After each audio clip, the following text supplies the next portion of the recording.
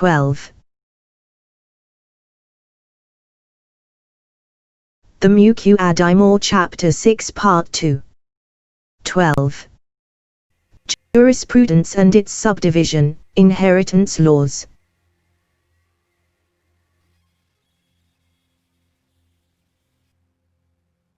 Jurisprudence is the knowledge of the classification of the laws of God, which concern the actions of all responsible Muslims, as obligatory, forbidden, recommendable, disliked, or permissible.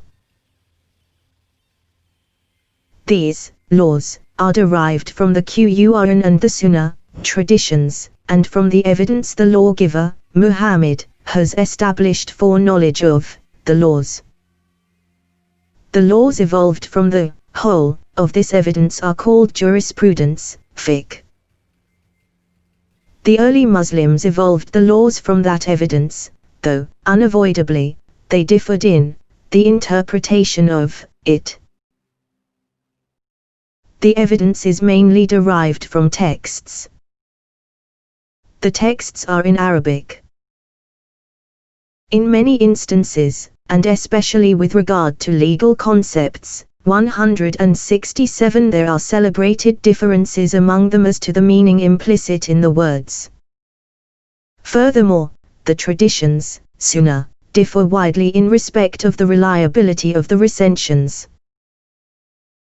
Their legal contents, as a rule, are contradictory. Therefore, a decision is needed. This makes for differences of opinion. Furthermore, evidence not derived from texts causes, still other, differences of opinion. Then, there are new cases which arise and are not covered by the texts. They are referred by analogy to things that are covered by the texts.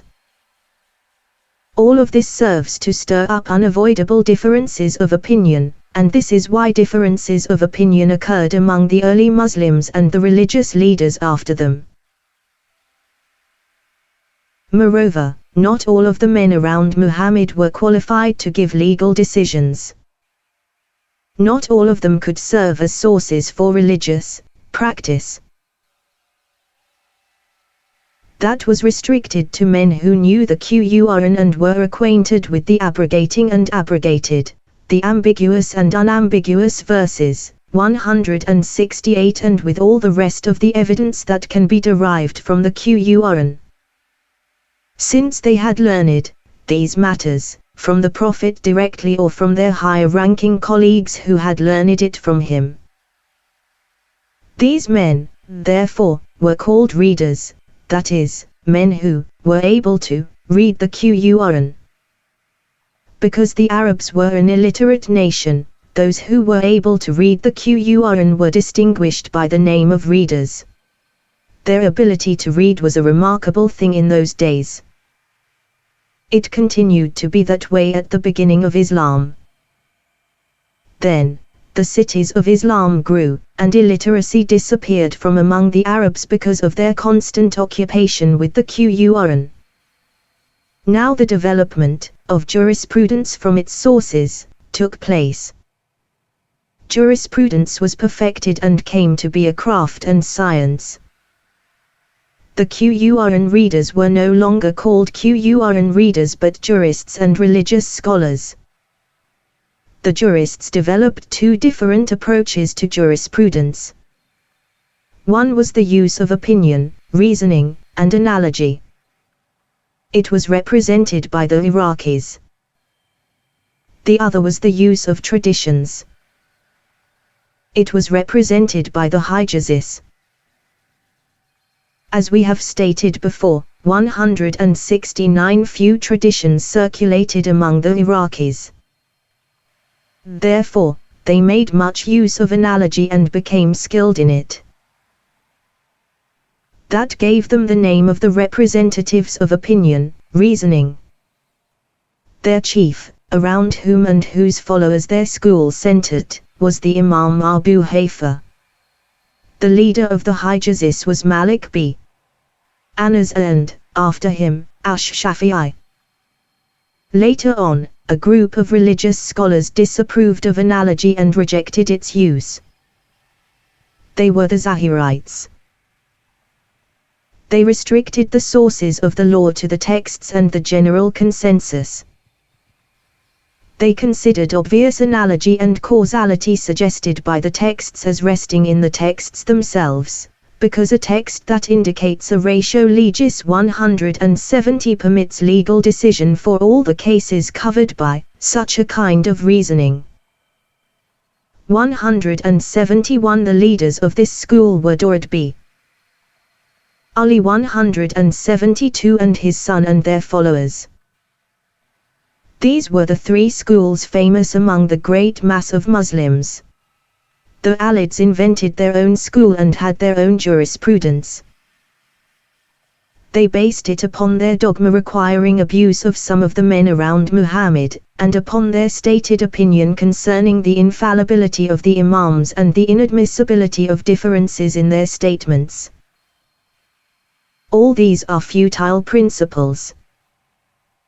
The Kharijites similarly had their own school. The great mass did not care for these unorthodox schools, but greatly disapproved of them and abused them. Nothing is known of the opinions of these schools. Their books are not being transmitted. No trace of them can be found except in regions inhabited by these sectarians. The legal text books of the Shia are thus found in Shia countries and wherever Shia dynasties exist, in the West, the East, and in the Yemen. The same applies to the Kharijites. All of them have legal writings and books and hold strange opinions on jurisprudence. The Zahirite school has become extinct today as the result of the extinction of their religious leaders and disapproval of their adherents by the great mass of Muslims. It has survived only in books which have eternal life. 173 Worthless persons occasionally feel obliged to follow this school and study these books in the desire to learn the Zahirite system of jurisprudence from them, but they get nowhere and encounter the opposition and disapproval of the great mass of Muslims. In doing so, they often are considered innovators, as they accept knowledge from books for which no key is provided by teachers. 174 That was done by Ibn Hazm al-Andalusi. 175 Although he occupies a high rank in the expert knowledge of traditions, he turned to the Zahirite school and became skilled in it. He gave his own independent interpretation of their stated opinions.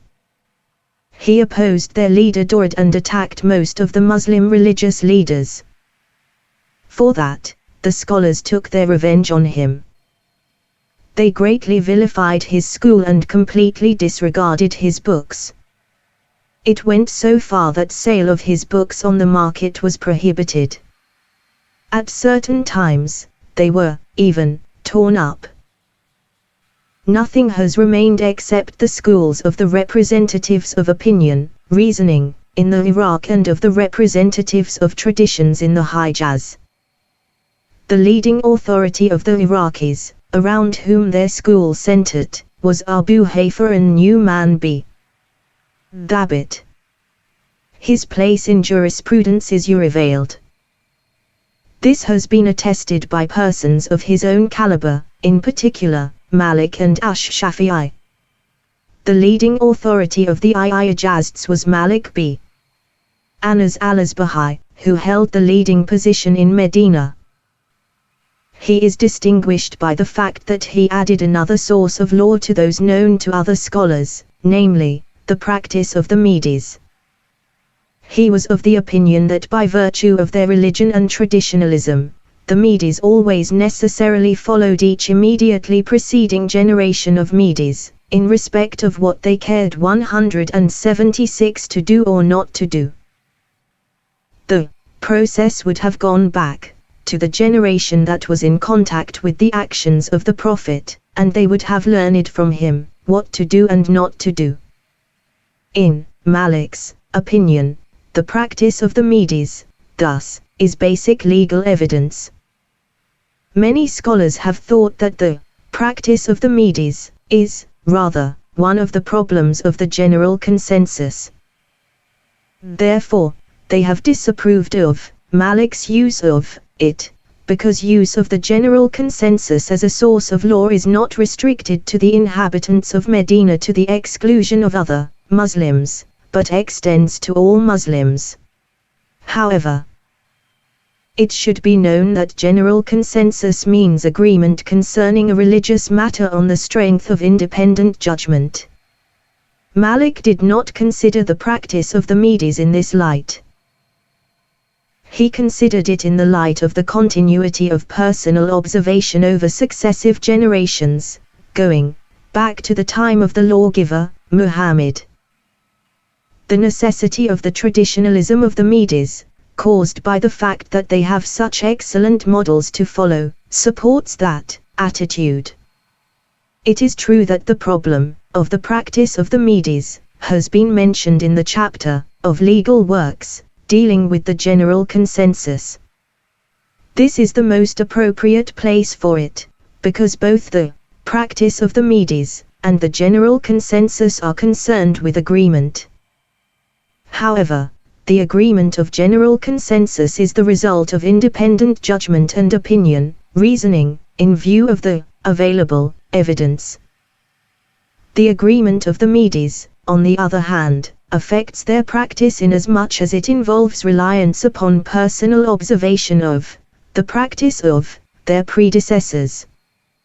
It would, indeed, have been more appropriate if the problem of the practice of the Medes were mentioned in the chapter on the actions 177 of the Prophet, or in connection with the topic of evidence concerning which there are differences of opinion, as, for example, the use as legal evidence of the law of the religions preceding us, Islam, the legal opinions of men around Muhammad, and the problems of praesumptio legis, istishab.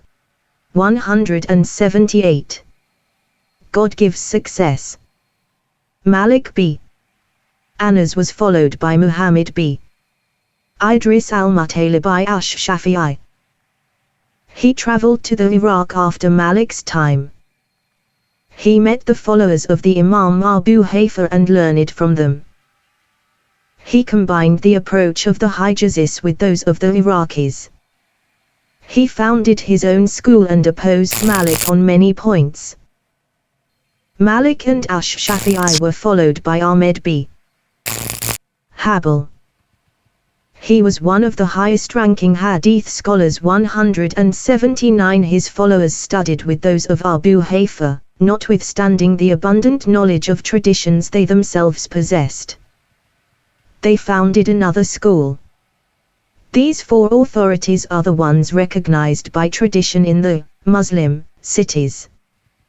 Tradition-bound people obliterated all other authorities, and scholars no longer admit any differences of opinion.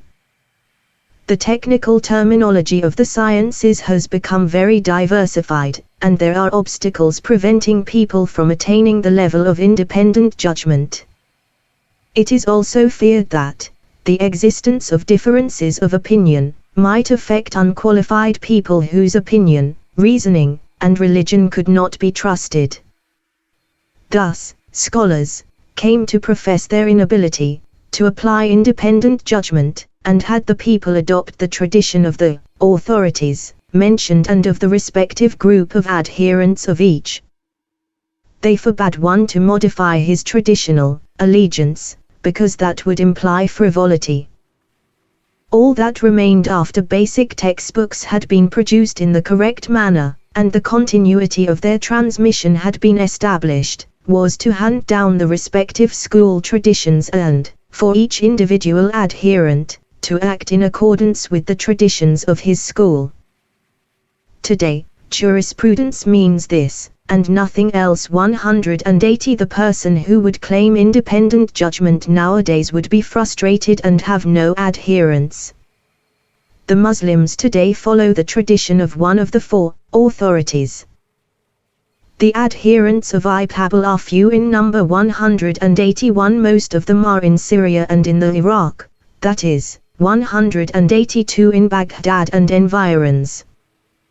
They are the people who have the best knowledge of the Sunnah and of the transmission of traditions, and 183 prefer them to analogical reasoning as a source of law, as far as possible. They 184 were strong and numerous in Baghdad, until they clashed with the Shia in the territory of Baghdad. That caused much unrest in Baghdad. It stopped when the Tartars took possession of Baghdad, and was never resumed later on. The majority of Habalites are now to be found in Syria. Abu Hanifa's adherents today are the Iraqis and the Muslims of India, China, Transylvania, and all the non-Arab, Persian Turkish, countries. His school had formerly been restricted rather to Baghdad and the Iraq. There had been pupils of his at the court of the Abbasid caliphs. Their writings were numerous and their disputations with the Shafi'ites were frequent. Their ways of dealing with controversial questions 185 were excellent. They made a nice discipline out of the subject of controversial questions, and developed remarkable ideas in this connection. All that is in the hands of scholars. The Maghrib has some knowledge of it. It was brought there by Judge Ibn al-Arabi 186 and Abul Walid al-Baji 187 from their travels. Ash-Shafi'i has more adherents in Egypt than anywhere else. His school had formerly spread through the Iraq, Khorasan, and Transylvania. The Shafi'ites had shared with the Hafites the task of giving legal decisions and teaching in all Muslim cities. They had many discussion meetings, and the books on controversial questions are full of the various kinds of Shafi'ite argumentation. Later on, all this stopped when the eastern countries were wiped out. When the Imam Muhammad b. Idris ash-Shafi'i took up his residence with the Abd al-Hakam family 188 in Egypt, a number of them 189 studied with him. His pupils in Egypt included al-Buwaiti, 190, al-Muzi, 191 and others. Malikites 192 in Egypt were certain members of the Abd al-Hakam family, 193 Ahab, 194 Ibn al-Qasim, 195 Ibn al-Muwaz, 196 and, further, al-Harith b. Miski 197 and his family, then, Judge Abu Ishaq b. Shaban 198 and his followers. Orthodox jurisprudence was then cut off from Egypt by the appearance of the Shia dynasty. Alid jurisprudence came into use there. All the other schools with their scholars were on the point of complete disappearance, when 199 Judge Abd al-Wahhab 200 came to Egypt from Baghdad at the end of the 4th, 10th century, because he was in need and had to seek a livelihood. The Ubaydid, Fatimid, caliphs proceeded 201 to honor him. They advertised his great qualifications, in order to be able to blame the Abbasids for driving out such a religious leader, and showed satisfaction with him. As a result, the Malikite school saw some flourishing in Egypt, until the extremist 202 Shia Ubaydid, Fatimid, dynasty was wiped out by Salah ad-Din b. Ayyub. That meant the end of Alid jurisprudence in Egypt and the return of orthodox jurisprudence among the Egyptians. The jurisprudence of ash-Shafi'i and his Iraqi followers now flourished in Egypt. It turned out to be in a better position than before, and was greatly cultivated. 203 The Book of Arafi 204 was imported from the Iraq into Syria and Egypt. Among famous Shaftites were Muhyi ad-Din an-Nawawi, one of the champions who had grown up in the shadow of the Ayyubid dynasty in Syria. Further, is ad-Din b. Abd as-Salam, 205 then, Ibn 206 in Egypt, and Taqi ad-Din b. Taqi Qulidi 207 after the latter two. There was Taqi ad-Din as-Subki 208. Finally, Shafi'ite leadership was assumed by the present Sheikh of Islam in Egypt, Siraj ad-Din al-Balkhi 209. He is the greatest Shafi'ite in Egypt today and, indeed, the greatest Egyptian religious scholar. Malik's school was restricted to Maghribis and Spaniards, even though it was also found among other peoples. However, Maghribis and Spaniards very rarely follow other schools. This situation is explained by the fact that they mostly traveled to the Hijaz. There, their journey ended. Medina, at that time, was the home of religious scholarship, which spread to the Iraq from there.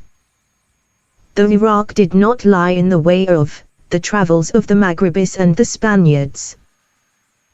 Thus, they restricted themselves to studying with the scholars of Medina, that is, with Malik, the leading Medi's scholar at that time, as with his teachers before him and with his pupils after him. Thus, Maghribis and Spaniards always referred to Malik, and became his adherents and nobody else's, as the methods of other authorities did not reach them. Furthermore, the desert attitude was predominant among Maghribis and Spaniards. They did not care for sedentary culture, such as existed among the Iraqis. Therefore, they were more inclined toward the Hijazis, because the Hijazis also had the desert attitude. Thus, the Malikite school among them always retained its simplicity and was not affected by the refinement and improvement of sedentary culture that took effect in other schools. The school doctrine of each authority became, among his adherents, a scholarly discipline in its own right. They were no longer in a position to apply independent judgment and analogy. Therefore, they had to make reference to the established principles from the school doctrine of their authority, in order to be able to analyze problems in their context and disentangle them when they got confused. A firmly rooted habit was required to enable a person to undertake such analysis and disentanglement and to apply the school doctrine of his particular authority to those processes, according to the best of his ability. This habit is what is meant, at this time, by the science of jurisprudence. All Maghribis are adherents of Malik. His pupils were formerly spread over Egypt and the Iraq. In the Iraq, they were represented by Judges Male 210 and his contemporaries, such as Ibn Quwazemidad, 211 Ibn al-Mutab, 212 Judge Abu Bakr al-Abhari, 213 Judge Abul Hassan b. al-Qasar, 214 Judge Abd al-Wahhab, 215 and their successors. In Egypt, there was Ibn al-Qasim, Ahab, Ibn Abd al-Hakam, al-Harith b. Miski, and their contemporaries. Yahya b. Yahya al-Laythi 216 traveled from Spain to the east, and met Malik and transmitted the Muwatta on his authority.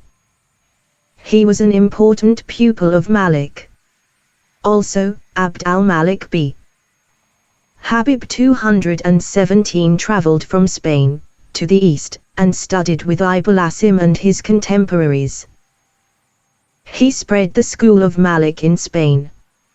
He wrote a systematic work on it, in the Kitab al-Wadiha.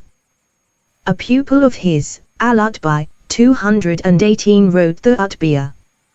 Azad b.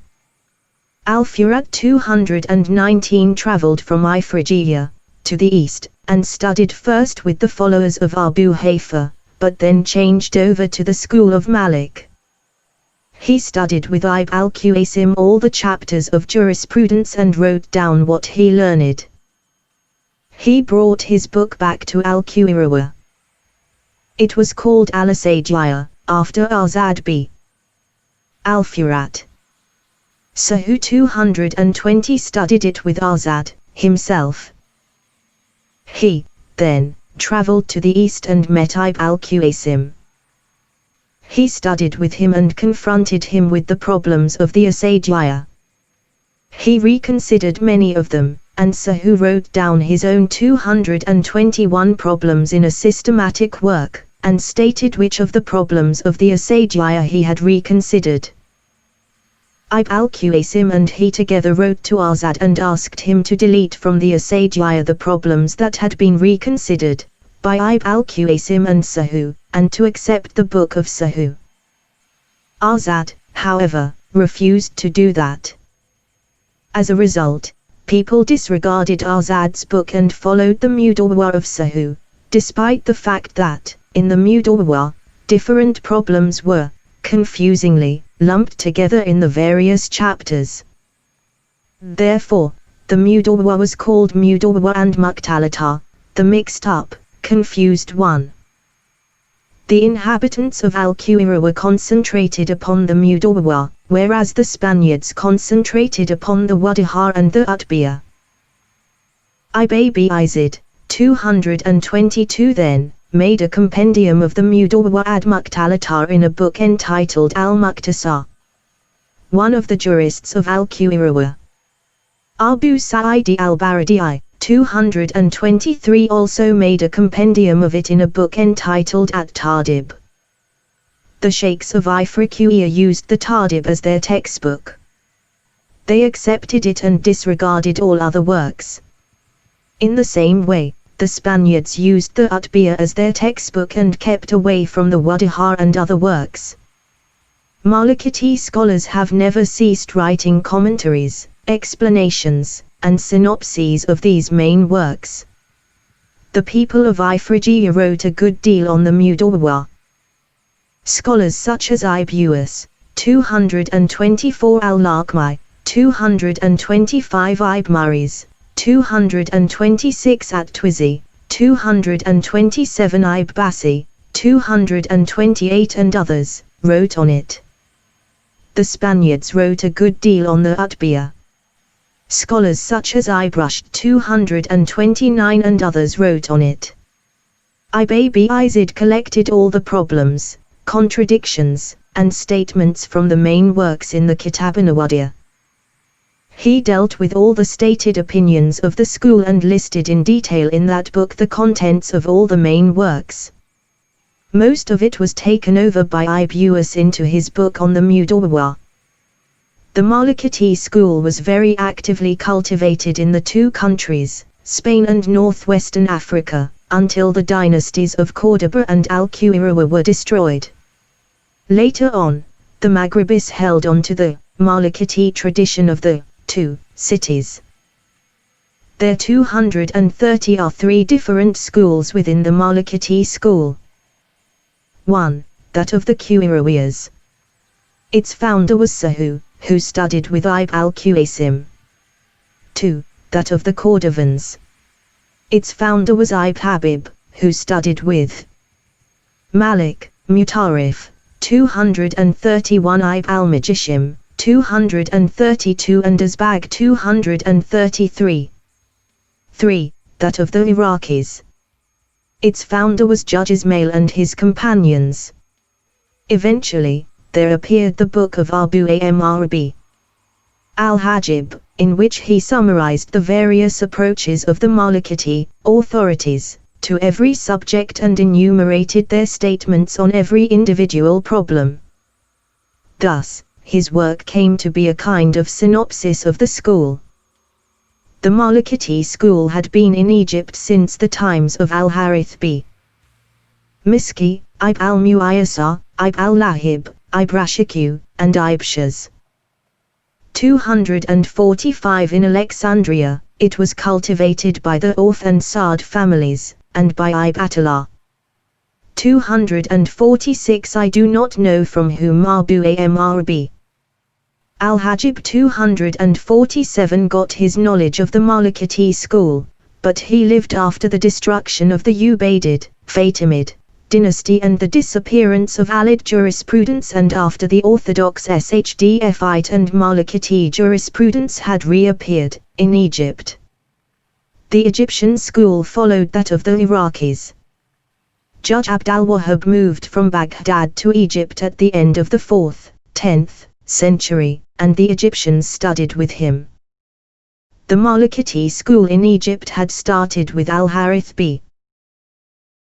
Miski, Ibn Muayyasa, 234, Ibn al-Lahib, 235 and Ibrashiku 236. It had remained undercover because of the appearance of the extremist Shia and Alid jurisprudence 237.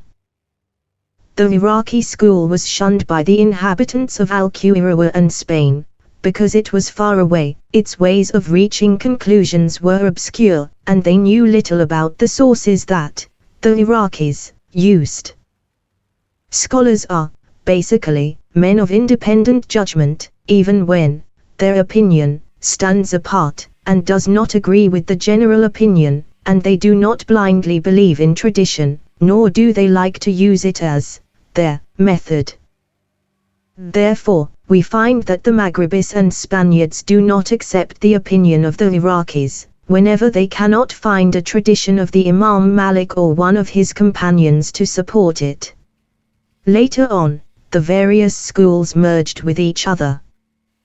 In the 6th, 12th century, Abu Bakr at-Turchashi 238 traveled from Spain to the east.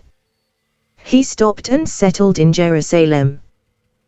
The Egyptians and Alexandrians studied with him and took over from him elements of the Spanish school into their own Egyptian school. One of his most important followers was the jurist Sa'd, the author of the Tirat, 239, and his companions. A number of people studied with them. They included the Auf family 240 and their followers. Abu Amr b. al-Hajib studied with them. He was followed by Shihab ad-Din al-Qarafi. 241. In this way, there was a continuity of Maliki teaching in those times.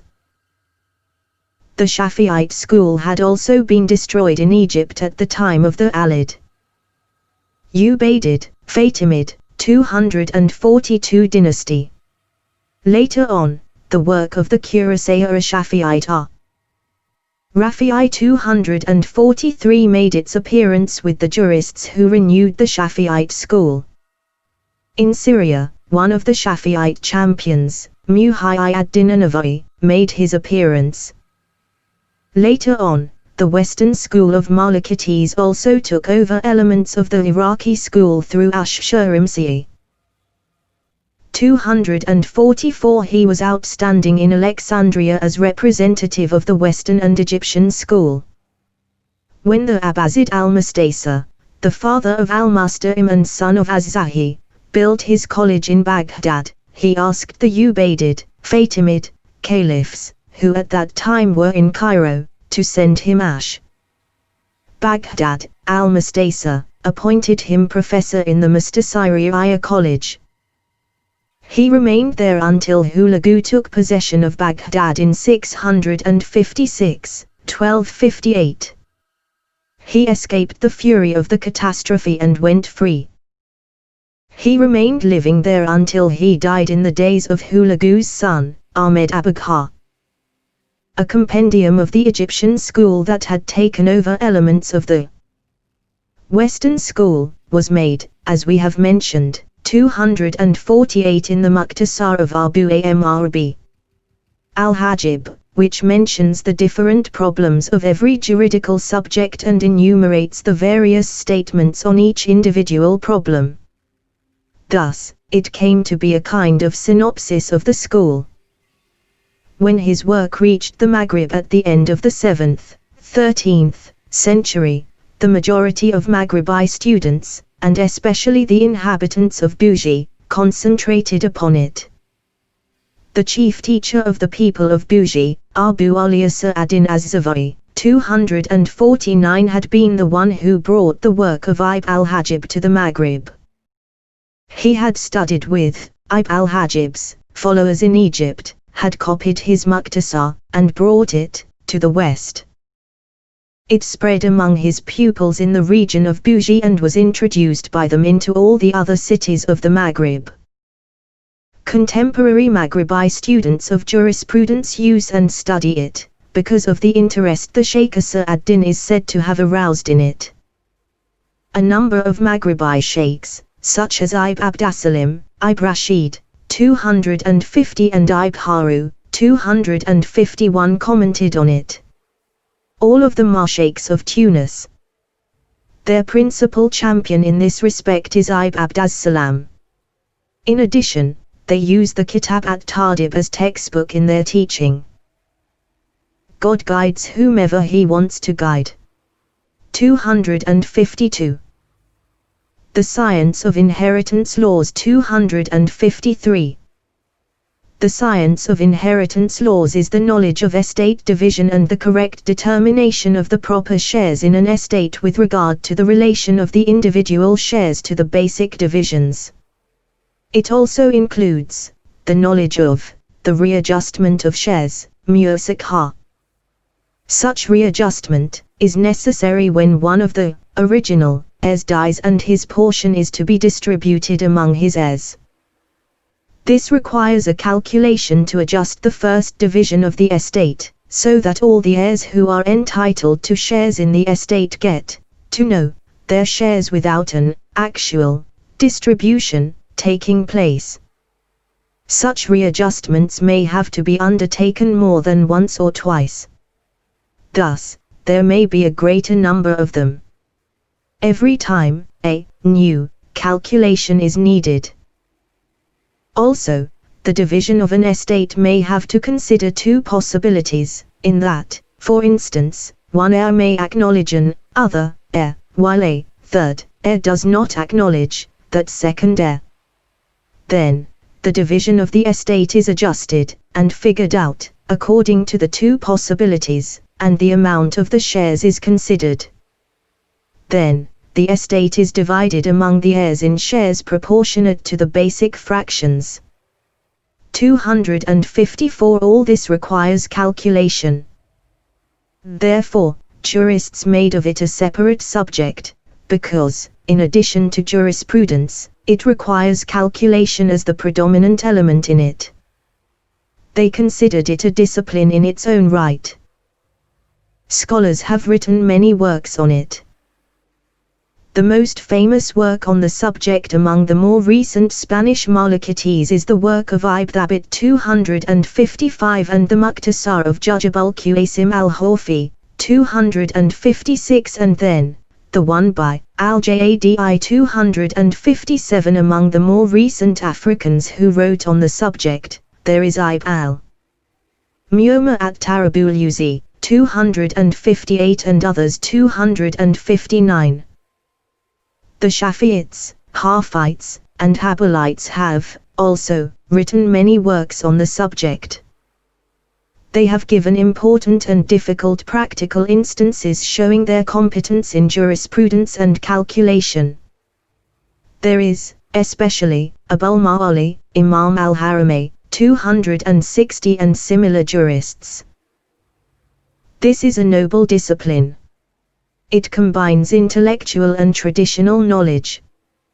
It figures the claims in inheritance matters in a sound and definite way, whenever those who are charged with the division of an estate do not know the portion of the estate that should go to each heir, and have difficulties with it. Religious scholars in the Muslim cities have paid much attention to it. Some authors are inclined to exaggerate the mathematical side of the discipline and to pose problems requiring for their solution various branches of arithmetic, such as algebra, the use of roots, and similar things. They fill their works with such matters.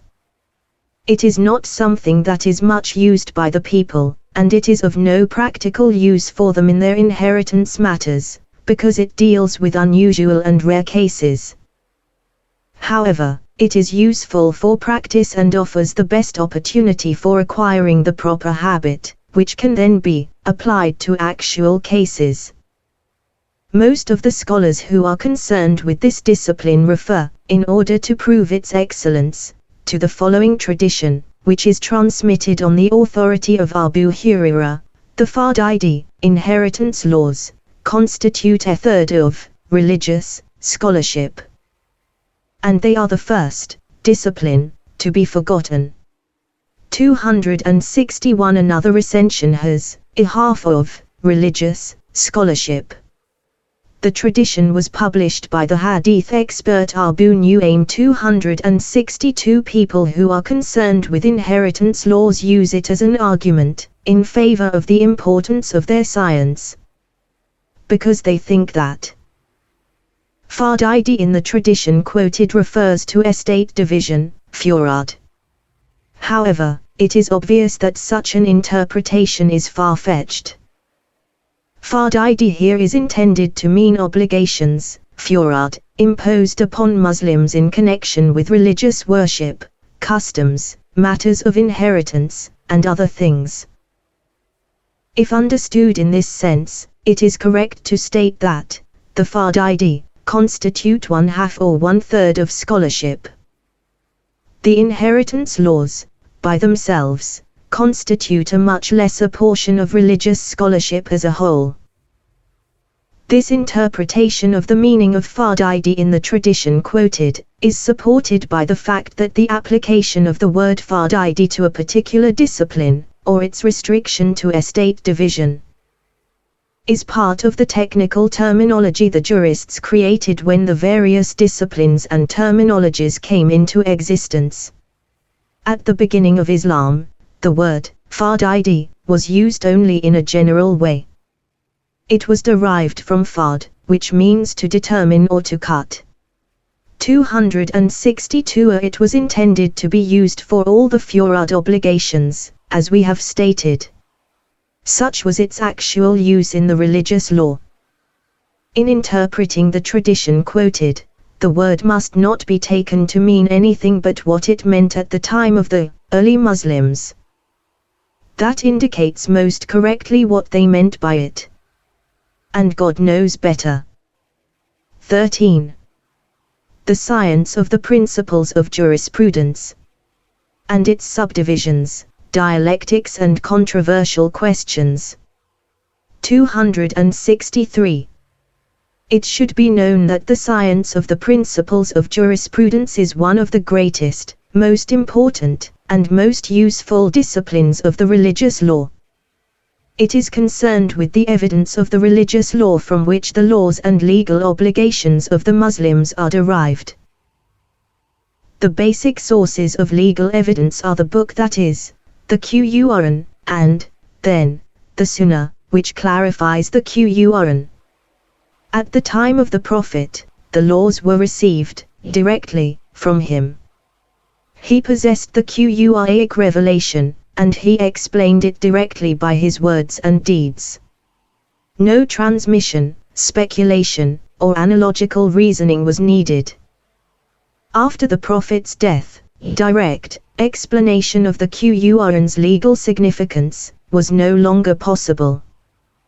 The Qur'an was preserved through a general and continuous transmission. As to the Sunnah, the men around Muhammad all agreed that it is necessary for us to act in accordance with whatever of it has reached us, as statement or practice, through a sound tradition that can be assumed to be truthful.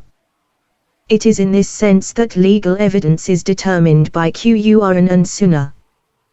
Then, general consensus, ijma', took its place next to Qur'an and Sunnah. The men around Muhammad agreed to disapprove of those who held opinions different from theirs. They would not have done that without some basis for doing so, because people like the men around Muhammad do not agree upon something without a valid argument. In addition, the evidence attests the infallibility of the whole group. Thus, general consensus became a valid proof in legal matters. Then, we looked into the methods according to which the men around Muhammad and the early generations made their deductions from Qur'an and Sunnah. It was found that they compared similar cases and drew conclusions from analogy, in that they either all agreed or some of them made concessions in this connection to others. Many of the things that happened after the Prophet are not included in the established texts 264. Therefore, they compared and combined them with the established indications that are found in the texts, and drew their conclusions from analogy, according to certain rules that governed their combinations. This assured the soundness of their comparison of two similar cases, so that it could be assumed that one and the same divine law covered both cases. This became another kind of legal evidence, because the early Muslims all agreed upon it. This is analogy, qiyas, the fourth kind of evidence. The great mass of religious scholars is agreed that these are the four basic kinds of evidence.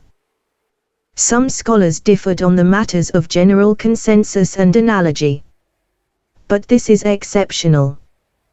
Others added further kinds of evidence to the 265. We do not have to mention them here, because the basis upon which they rest is weak, and they are rarely referred to. The first task of this discipline is to study the right of existence of the four kinds of evidence. 1. Proofs for the Qur'an are the decisively miraculous, inimitable character of its text, and the general continuity of its transmission. This leaves no room for any doubt. 2. The Sunnah, as it has been transmitted to us, is justified 266 by the general consensus, to the effect that Muslims must act in accordance with traditions that are sound, as we have mentioned before. This is supported by Muhammad's practice, during his lifetime, of sending letters and messengers to the various regions with legal and religious commands and prohibitions. 3. The general consensus is justified by the fact that the men around Muhammad had agreed to disapprove of those who held opinions different from theirs. In addition, there is the established infallibility of the Muslim nation as a whole. 4. Analogy is justified by the general consensus of the men around Muhammad concerning its admissibility, as we have mentioned before. These are the basic kinds of evidence. The transmitted traditions of the Sunnah need verification through an investigation of the ways of transmission and the probity, adalah, of transmitters, so that the likelihood of the truthfulness of the transmitted information, which is the basis for the necessity to act in accordance with it, becomes clear. This also is one of the basic subjects of the discipline. Added to this is the knowledge of abrogating and abrogated traditions, when two traditions are mutually contradictory and the earlier one of the two is sought. 267. This, too, is another subject of the discipline. After that, there comes the study of the meaning of words. This is because one depends upon knowledge of the conventional meanings of single or composite utterances, for deriving ideas in general from word combinations in general. The philological norms needed in this connection are found in the sciences of grammar, Eifelschio, and syntax and style. 268. Now, when speech was a habit of those who used it, these linguistic matters were neither sciences nor norms. At that time, jurists did not need them, because linguistic matters were familiar to them by natural habit. But when the habit of the Arabic language was lost, 269, the experts who made it their specialty determined it once and for all with the help of a sound tradition and of sound rules of analogy they evolved. Linguistic matters, thus, became sciences the jurists had to know, in order to know the divine laws. Then, there is certain other, special information to be derived from word combinations. One must derive what constitutes law, among the various ideas from special indications in word combinations that have a bearing upon law. This is jurisprudence 270. Knowledge of the conventional meanings in general is not sufficient for that. A knowledge of certain other things on which that special information depends, is needed. The laws can be derived from those things, in accordance with the principles evolved by expert scholars in the religious disciplines, who established those things as norms for the purpose. Among such norms, for instance, are: the word meaning is not established by analogy 271. A word of two meanings cannot be used to mean both things at the same time. The use of wa and does not imply an order, in time, or classification. 272. If certain special particulars are taken out of some general term, does it remain proof for the rest? Does a command imply necessary or voluntary action? 273. Immediate or delayed action. Does a prohibition imply corruption or soundness in an action? Is something general applicable to something circumscribed? Is a text indicating the ratio legis 274 sufficient or not for extension of a rule to other cases? There are other such things. All of them are basic in this discipline, but since they are semantic problems, they have to do with philology. Next, the study of analogy is a very important basis of this discipline. It helps to ascertain the correctness of both principal and special aspects of laws depending on reasoning and analogy, to examine the particular characteristic of a case on which the law is considered probably to depend, as to whether it exists in the principle, and to find out whether that characteristic exists in the special case without anything contradicting it, which would make it impossible to base the law upon it. There are other problems that belong together with this one. All of them are basic in this discipline. It should be known that this discipline is of recent origin in Islam. The early Muslims could dispense with it. Nothing more than the linguistic habit they possessed was needed for deriving ideas from words. The early Muslims themselves also were the source for most of the norms needed in special cases for deriving laws. They had no need to study the chains of transmitters, because they were close to the transmitters in time and had personal knowledge and experience of them. Then the early Muslims died, and the first period of Islam was over. All the sciences became technical, as we established earlier. 275 jurists and religious scholars of independent judgment now had to acquire these norms and basic rules, in order to be able to derive the laws from the evidence. They wrote them down as a discipline in its own right and called it Principles of Jurisprudence. The first scholar to write on the subject was Ash-Shafi'i. He dictated his famous Risalah on the subject. In it, he discussed commands and prohibitions, syntax and style, traditions, abrogations, and the position of ratio legis indicated in a text in relation to analogy 276. Later on, Hafite jurists wrote on the subject. They verified the basic rules and discussed them extensively. The speculative theologians also wrote on the subject. However, treatment by jurists is more germane to jurisprudence and more suited for practical application to special cases than treatment of the subject by speculative theologians, because juridical works mention many examples and cases and base their problems on legal points. The theologians, on the other hand, present these problems in their bare outlines, without reference to jurisprudence, and are inclined to use abstract, logical deduction as much as possible, since that is their scholarly approach and required by their method. Harfite jurists were especially accomplished in extensive use of legal points and in derivation of the norms from the actual problems of jurisprudence, as far as possible. One of their leading scholars, Abu Zayd ad-Dabusi, 277, wrote more widely on analogical reasoning than any other Harfite. He completed the research methods and conditions governing this discipline. Thus, the technique of the principles of jurisprudence was perfected. The problems were refined and the basic rules were laid down. Scholars also occupied themselves with the methods of speculative theologians in connection with this discipline.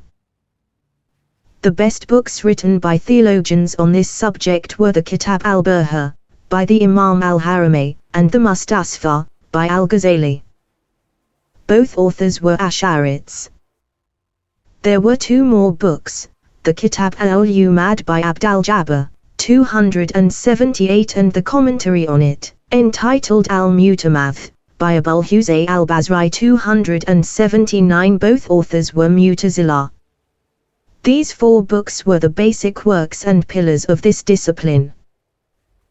They were later on abridged by two excellent recent theologians, the Imam Fakhr ad-Din Ibn al-Khattab, in the Kitab al-Mursal, 280, and Saif ad-Din al-Amidi, in the Kitab al-Ahkam, 281. Their approaches to the discipline differed in the degree of emphasis they placed upon verification and argumentation.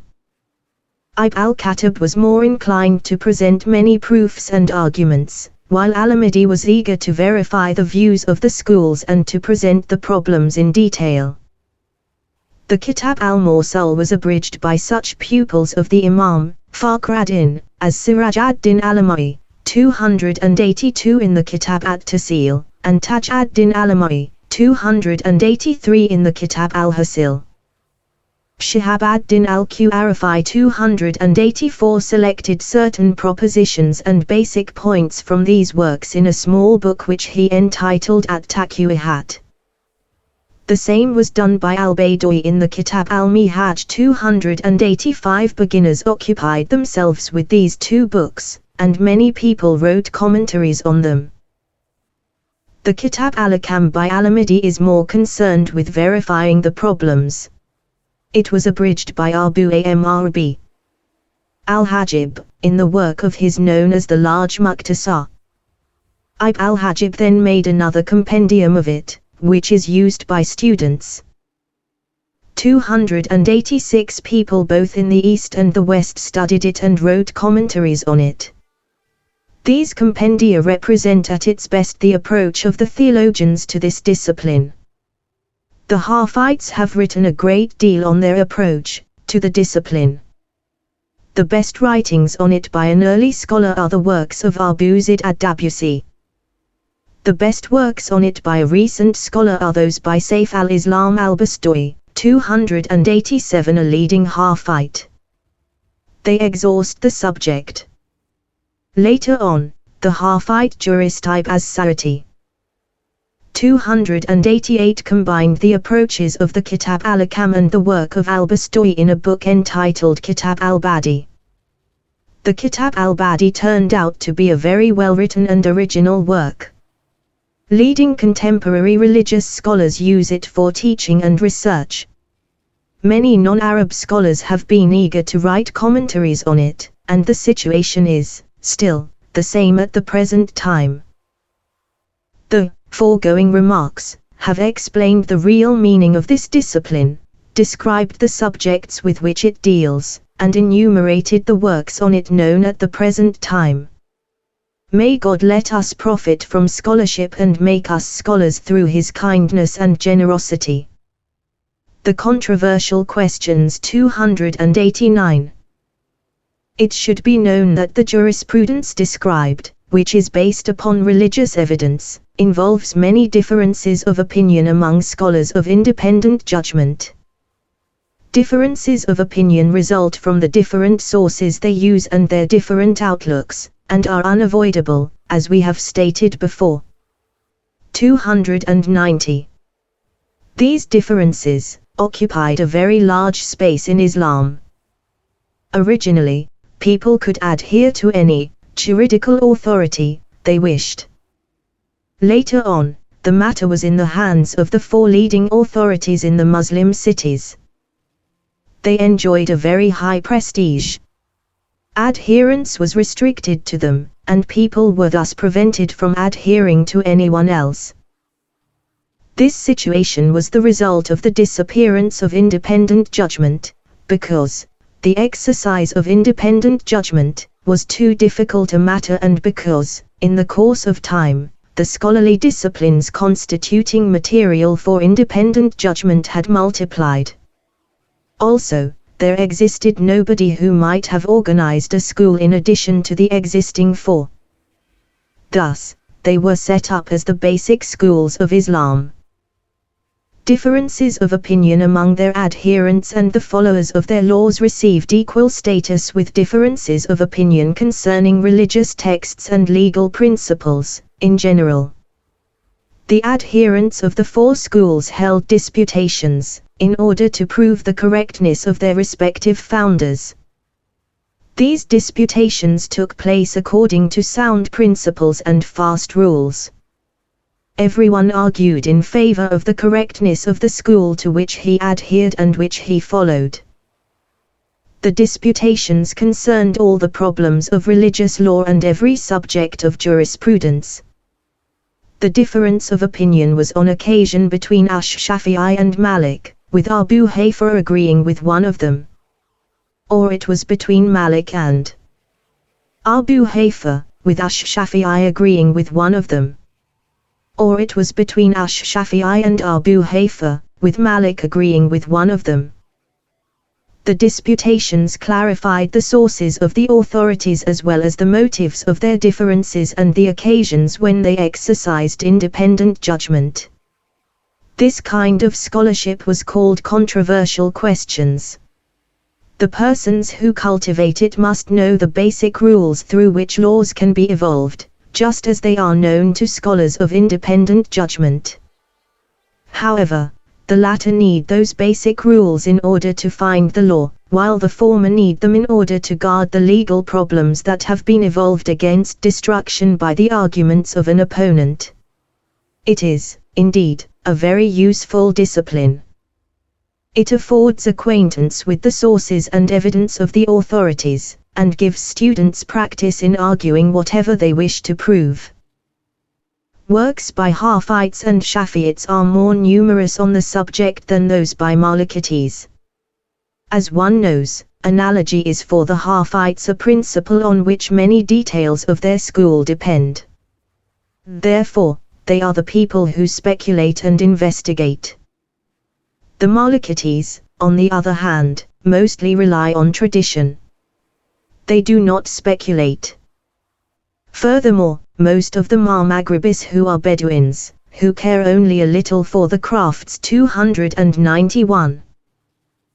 There are the following works on the subject: the Kitab al-Ma'aqid 292 by al-Ghazali, the Kitab at-Tawqis by the Malikiti Abu Bakr b.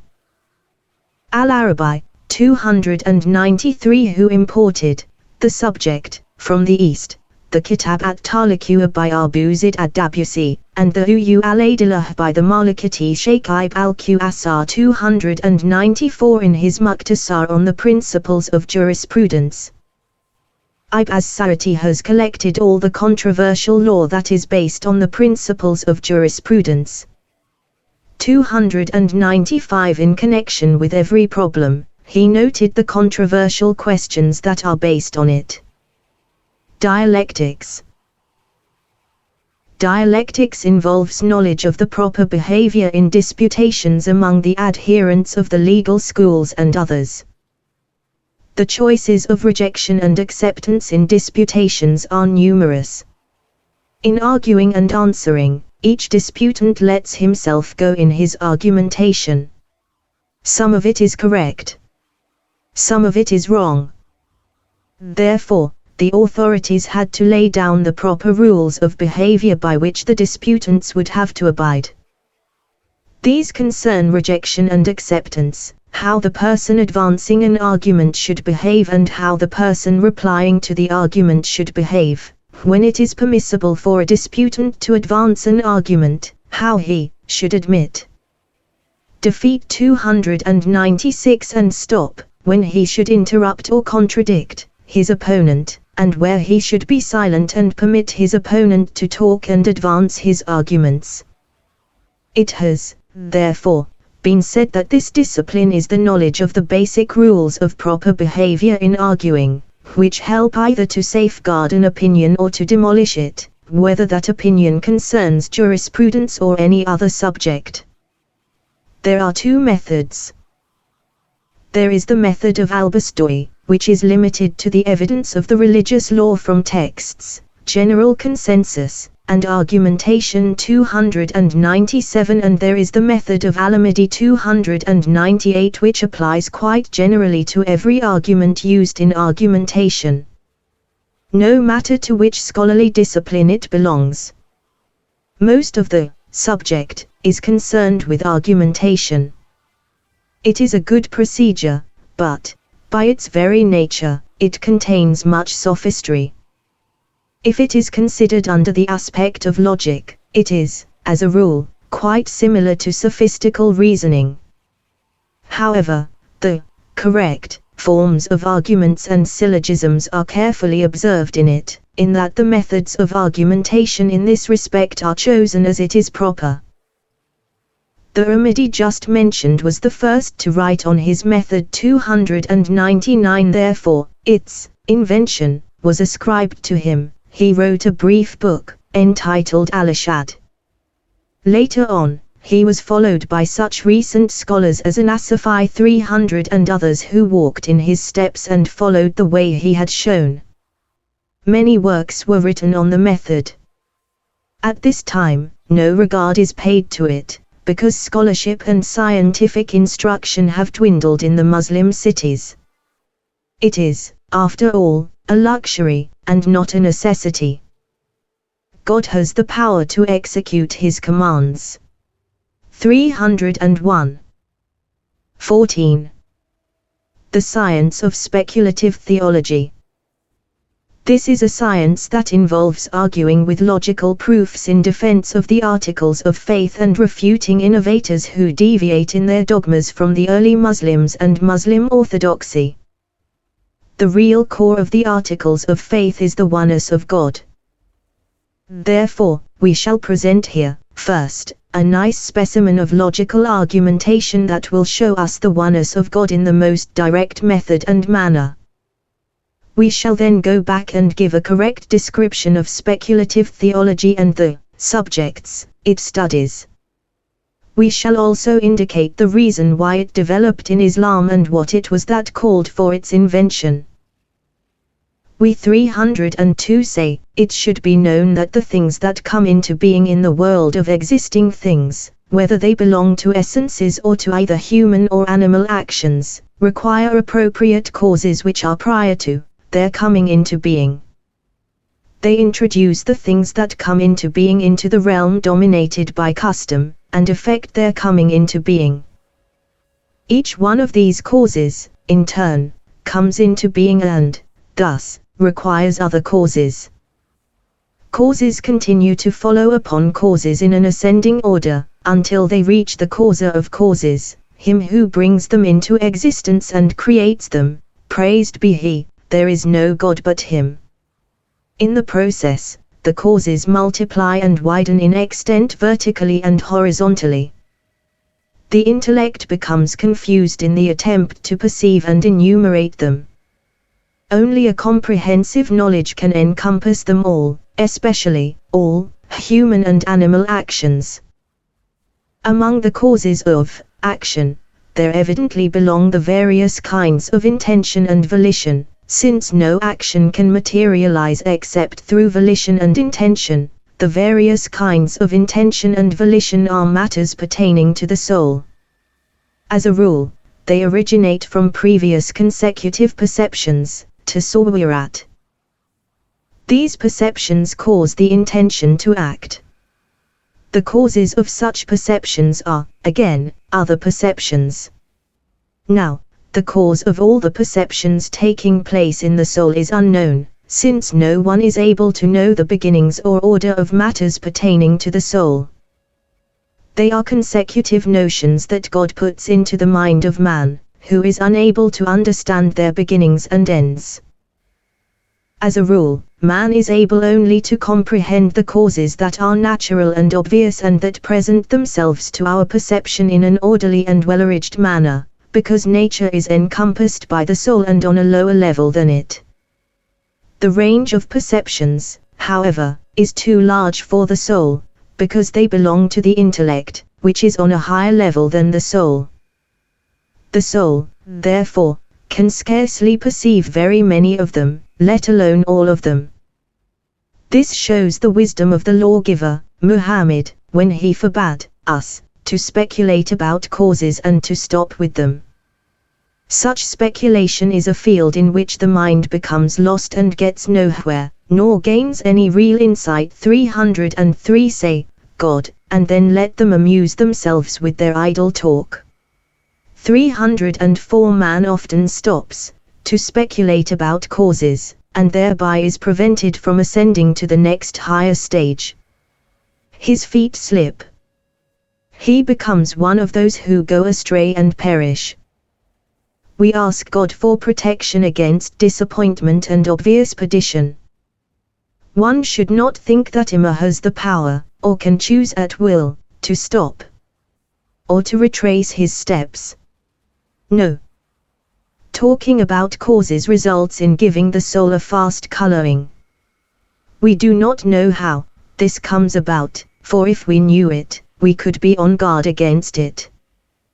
Therefore, one must be on guard against it by completely abandoning any speculation about the causes. Furthermore, the way in which the causes exercise their influence upon the majority of the things caused is unknown. 305 They are only known through customary experience and through conclusions. 306 Which attest to the existence of an apparent causal relationship. 307 What that influence really is and how it takes place is not known, and you were given but little knowledge. 308 Therefore, we have been commanded completely to abandon and suppress any speculation about them and to direct ourselves to the causer of all causes, who made them and brought them into existence, so that the soul will be firmly colored with the oneness of God.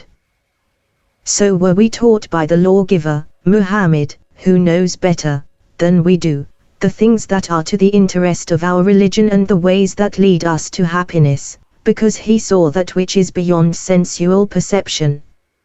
He said, Whoever dies confessing that there is no God but God, enters paradise. 309 A man who stops at the causes is frustrated. He is rightly said to be an unbeliever. If he ventures to swim in the ocean of speculation and of research into causes, seeking each one of the causes that cause them and the influence they exercise, I can guarantee him that he will return unsuccessful. Therefore, we were forbidden by the lawgiver, Muhammad, to study causes. We were commanded to recognize the absolute oneness of God. Say, God, He is one. God is the Samad. He did not give birth, and He was not born. He has no one like Him.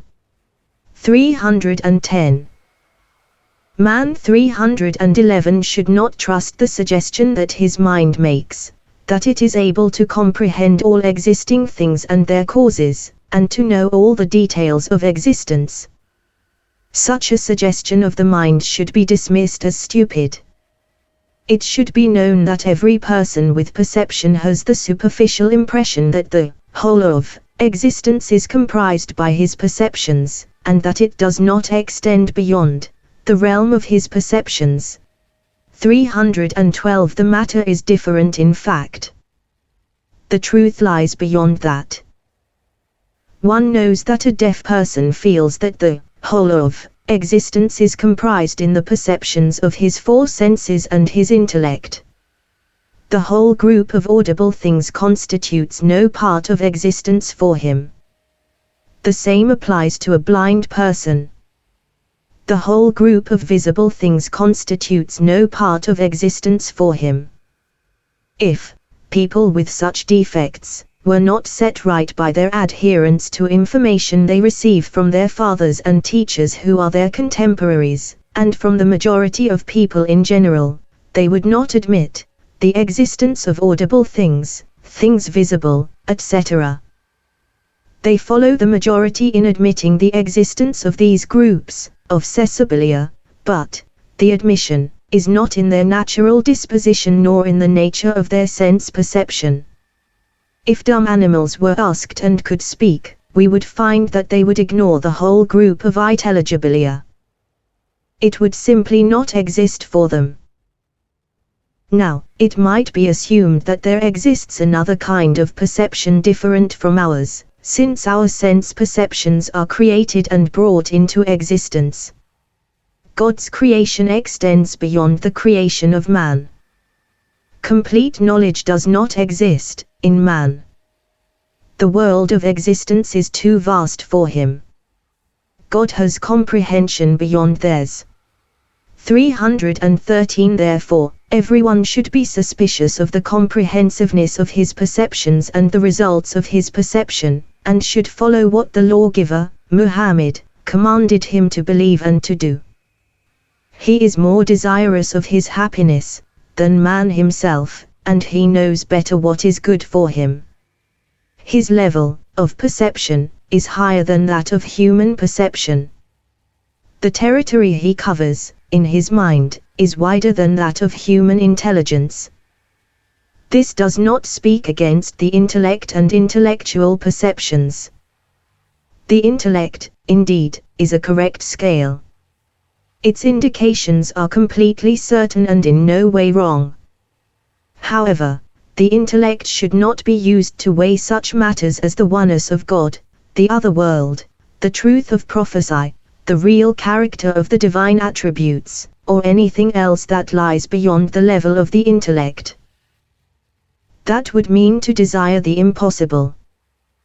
One might compare it with a man who sees a scale in which gold is being weighed, and wants to weigh mountains in it. The fact that this is impossible does not prove that the indications of the scale are not true, when it is used for its proper purpose. However, there is a limit at which the intellect must stop. It cannot go beyond its own level. Thus, it cannot comprehend God and his attributes. It is but one of the atoms of the world of existence which results from God. This shows that those who give the intellect preference over traditional information in such matters are wrong, deficient in understanding, and faulty in reasoning. This, then, explains the true situation in this respect. If this is clear, it is possible that the ascending sequence of causes reaches the point where it transcends the realm of human perception and existence and thus ceases to be perceivable. The intellect would here become lost, confused, and cut off in the wilderness of conjectures. Thus, recognition of the oneness of God is identical with inability to perceive the causes and the ways in which they exercise their influence, and with reliance in this respect upon the creator of the causes who comprises them. There is no maker but him. All causes lead up to him and go back to his power. We know about him only inasmuch as we have issued from him. This is the meaning of the statement transmitted on the authority of a certain truthful person: the inability to perceive is perception. 314. Such declaration of the oneness of God does not merely refer to faith, which is affirmation based upon judgment. It belongs to the talk of the soul. 315. Its perfection lies in its acquisition in a form that becomes an attribute of the soul.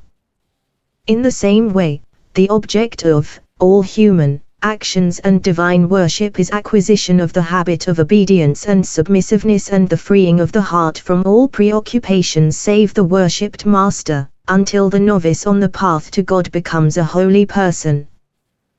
The difference between state 316 and knowledge in questions of dogma is the same as that between talking about attributes and having them. This may be explained as follows. Many people know that mercy to the orphans and the poor brings a human being close to God and is recommendable. They say so and acknowledge the fact. They quote the sources for it from the religious law.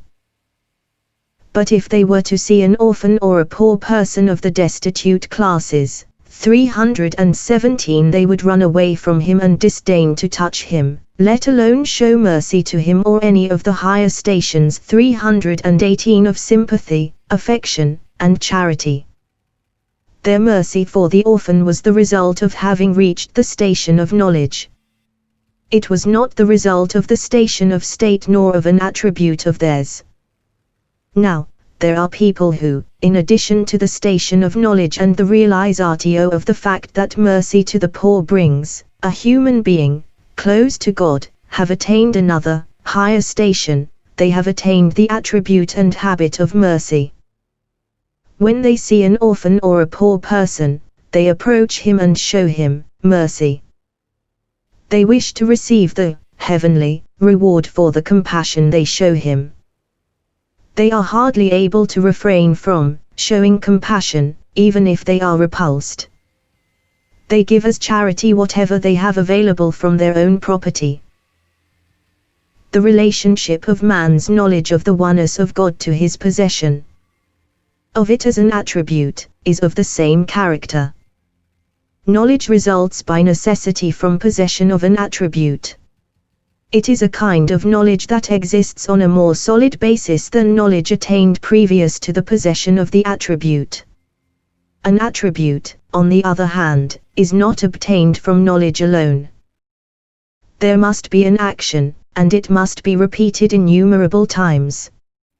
Only, this results in a firmly rooted habit, in the acquisition of the attribute and real knowledge. Another kind of knowledge thus makes its appearance. It is the kind that is useful in the other world.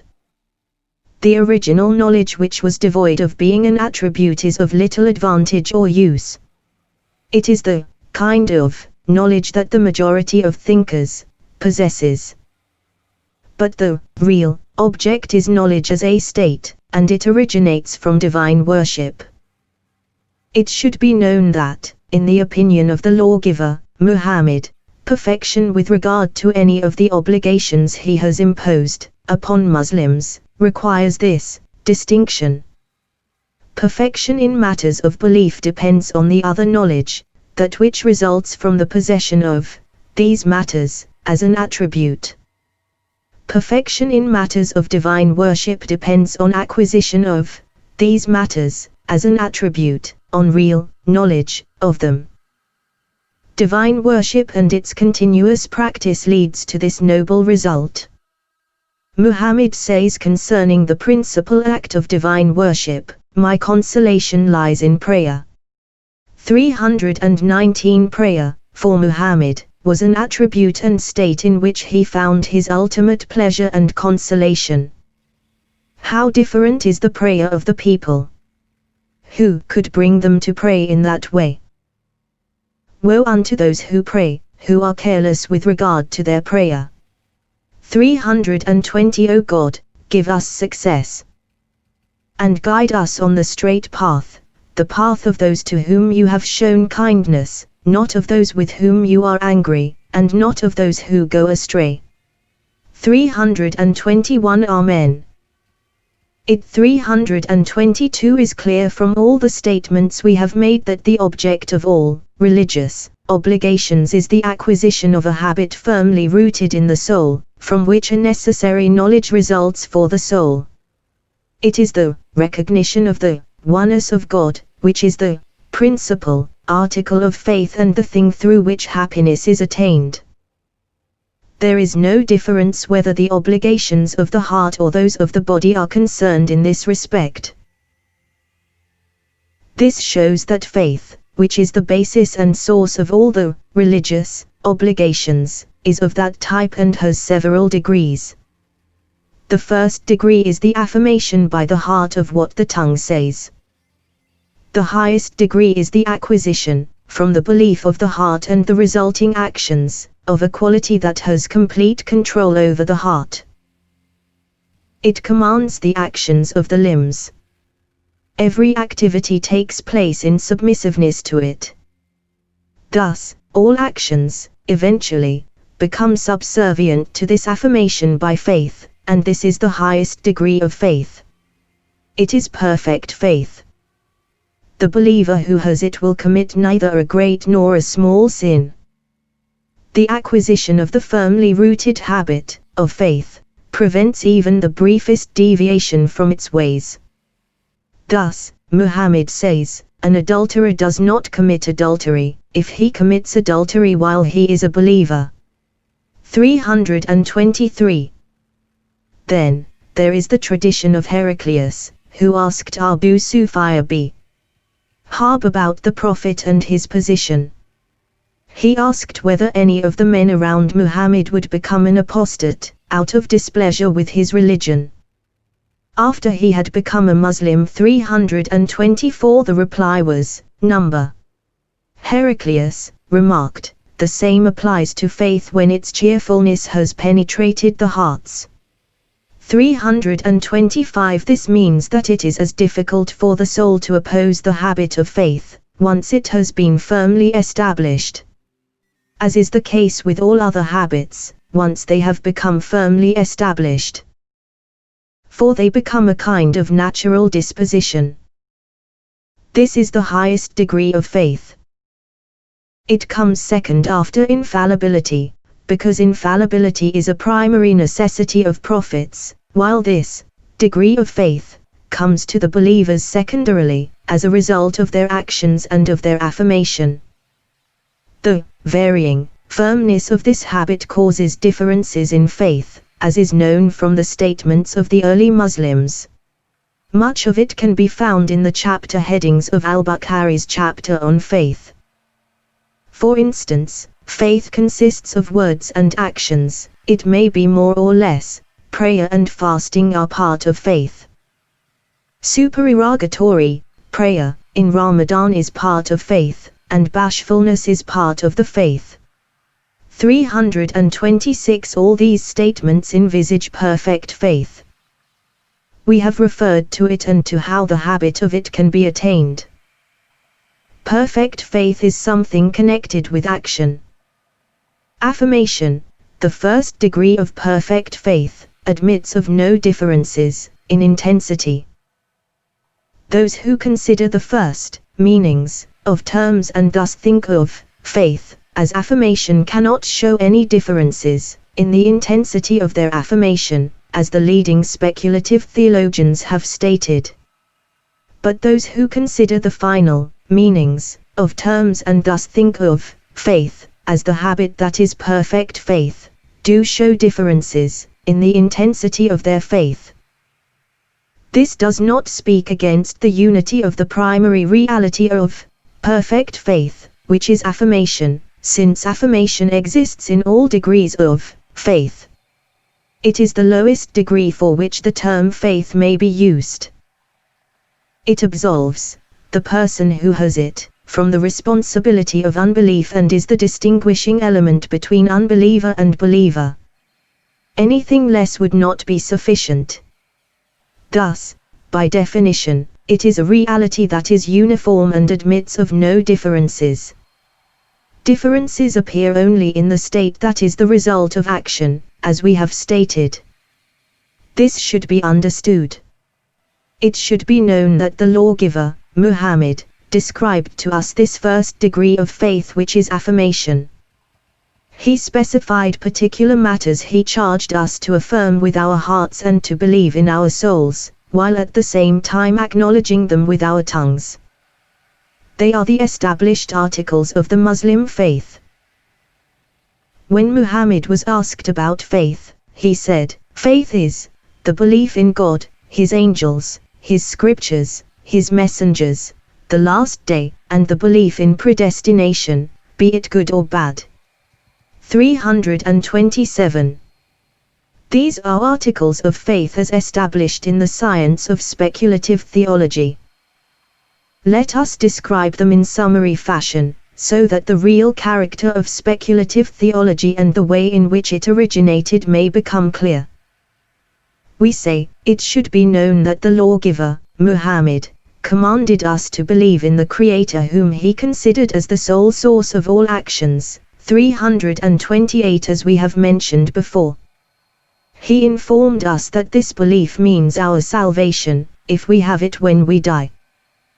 However, he did not inform us about the real being of this worshipped Creator, because it is something too difficult for our perception and above our level. He made it our first obligation to believe that he in his essence cannot be compared with created beings. Otherwise, it would not be correct that he was their Creator, since in this way there would be no distinction between him and them. Then, he made it our obligation to believe that he cannot be described in any way as deficient. Otherwise, he would be similar to created beings. Then, he made it our obligation to believe in his oneness as divine being 329. Otherwise, the creation of the world could not have materialized on account of mutual antagonism 330. Then, there are the following articles of faith. God is knowing and powerful. In this way, all actions materialize as witness, by syllogism, 331 to the perfection of the act of creation. He has volition. Otherwise, no created thing would be differentiated from the other. He determines the fate of each created thing. Otherwise, volition would be something that comes into being. He causes our resurrection 332 after death. This constitutes the final touch to his concern with the first 333 creation. If created things were destined to disappear completely, 334 their creation would have been frivolous. They are destined for eternal existence after death 335. Further articles of faith are, God sent his messengers in order to save us from trouble on the day of resurrection, because that day may mean either trouble or happiness for us, and we would not know about it. He wanted to complete his kindness toward us by informing us about this situation and explaining to us the two possibilities, and that paradise means bliss and hell punishment. These main articles of faith are proven by the logical evidence that exists for them. Evidence for them from Quran and Sunnah, also, is ample. The early Muslims derived them from that evidence. The scholars showed the way to them and the religious leaders verified them. However, later on, there occurred differences of opinion concerning details of these articles of faith. Most of the differences concerned ambiguous 336 verses. This led to hostility and disputation. Logical argumentation was used in addition to the traditional, material. In this way, the science of speculative theology originated. We shall now explain the preceding summary statement in detail. In many verses of the Quran, the worshipped Master is described as being absolutely devoid of human attributes, in obvious terms requiring no interpretation. All those verses are negative in their statements. They are clear on the subject. It is necessary to believe them. Statements of the lawgiver, Muhammad, and the men around him and the men of the second generation have explained them in accordance with their plain meaning. Then, there are a few other verses in the Quran suggesting anthropomorphism, with reference to either the essence or the attributes, of God.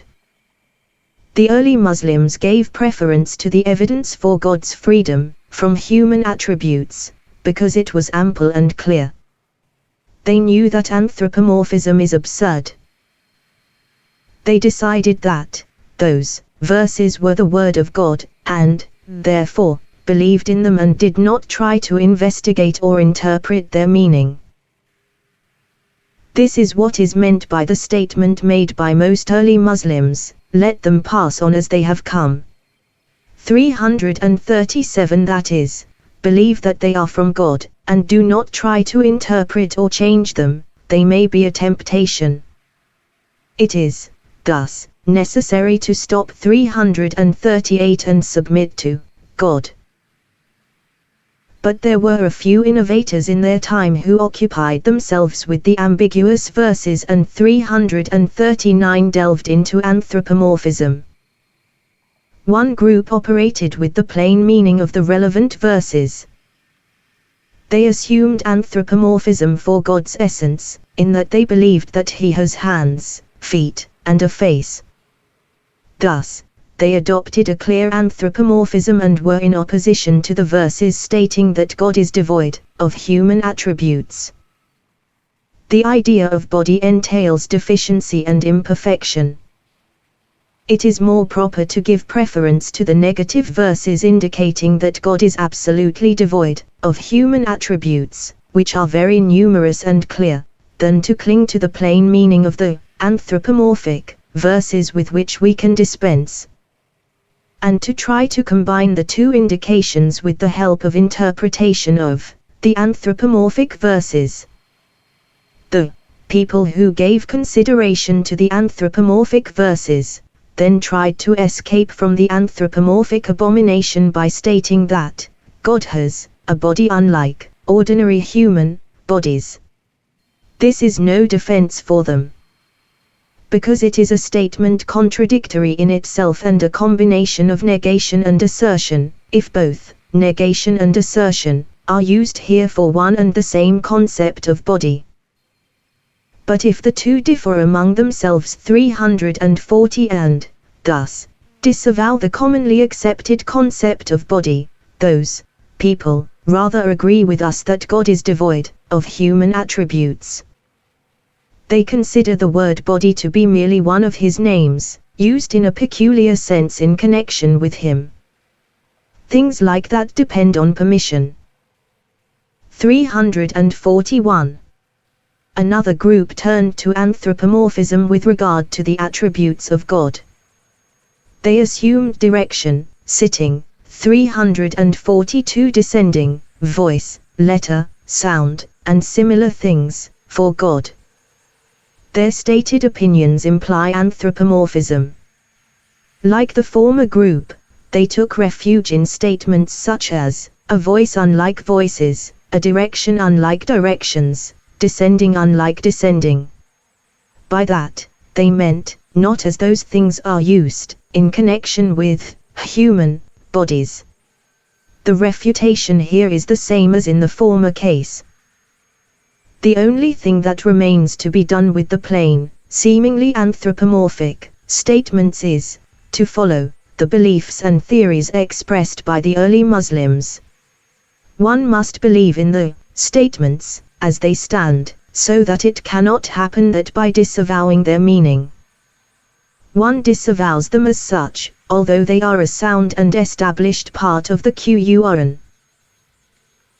That is what is behind the statements found in the Creed of the Risalah of Ibn Izid 343 and in his Muqtasar and in the books of the Hadith expert Ibn Abdulbar 344 and others. They try to convey the idea mentioned. One should not close one's eyes to the propositions in their discussion that prove it. Later on, the sciences and crafts increased. People were eager to write systematic works and to do research in all fields.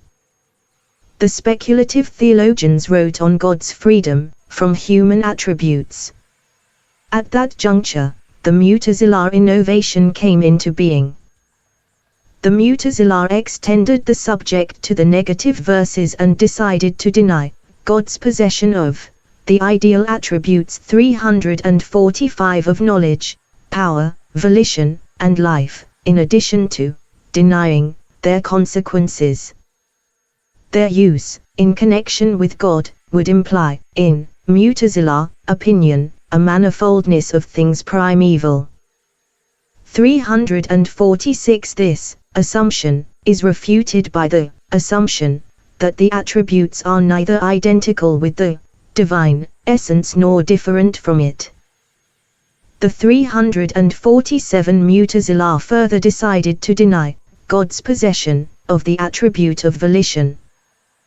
This forced them to deny predestination, because predestination requires the existence of volition prior to the created things. They also decided to deny God hearing and vision, because both hearing and vision are corporeal accidents. This assumption is refuted by the assumption that the meaning of the words hearing and vision does not require the existence of corporeal shape, but merely the perception of audible or visible things. 348.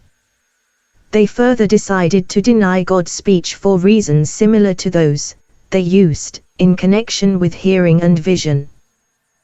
They did not understand the attribute of speech as an essential function. Thus, the Mu'tazila decided that the Qur'an was created. This was an innovation. The early Muslims had openly expressed the contrary view. The damage done by this innovation was great. Certain leading Mu'tazila indoctrinated certain caliphs with it, and the people were forced to adopt it. The Muslim religious leaders opposed them. Because of their opposition, it was considered permissible to flog 349 and kill many of them. This caused orthodox people to rise in defense of the articles of faith with logical evidence and to push back the innovations. The leader of the speculative theologians, Abul Hasan al-Ash'ari, 350, took care of that. He mediated between the different approaches.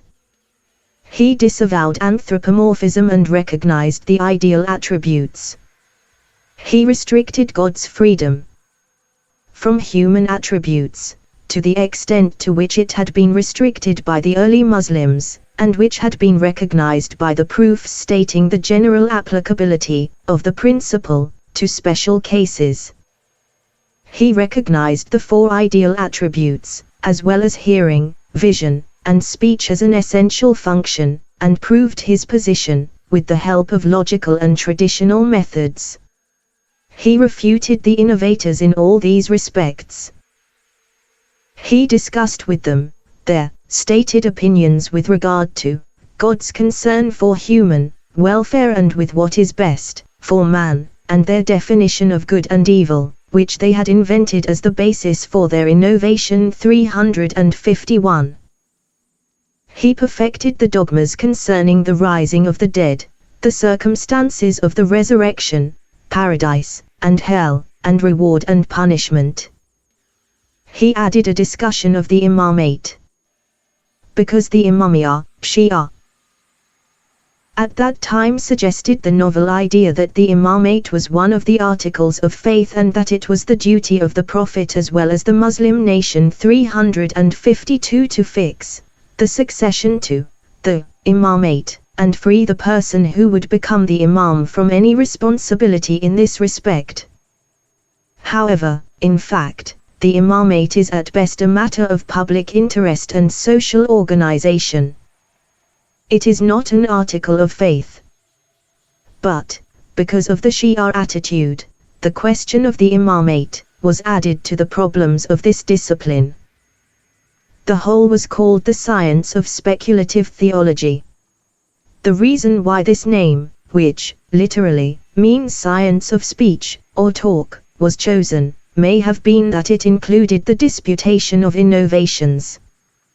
That is merely talk and implies no action. Or, the reason may have been that the discipline was invented and cultivated as a consequence of dissension concerning the existence of essential speech. 353. the followers of Abul Hasan al-Ash'ari became numerous. His approach was later on followed by his pupils, such as Ibn Mu'ayyid 354 and others. Judge Abu Bakr al-Baqi 355 learned from them. He attacked the problem of the imamate in accordance with the way they had approached it, and improved on it.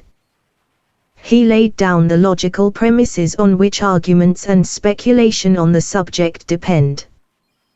He affirmed, for instance, the existence of the atom, al-jawhar al-fard, and of the vacuum.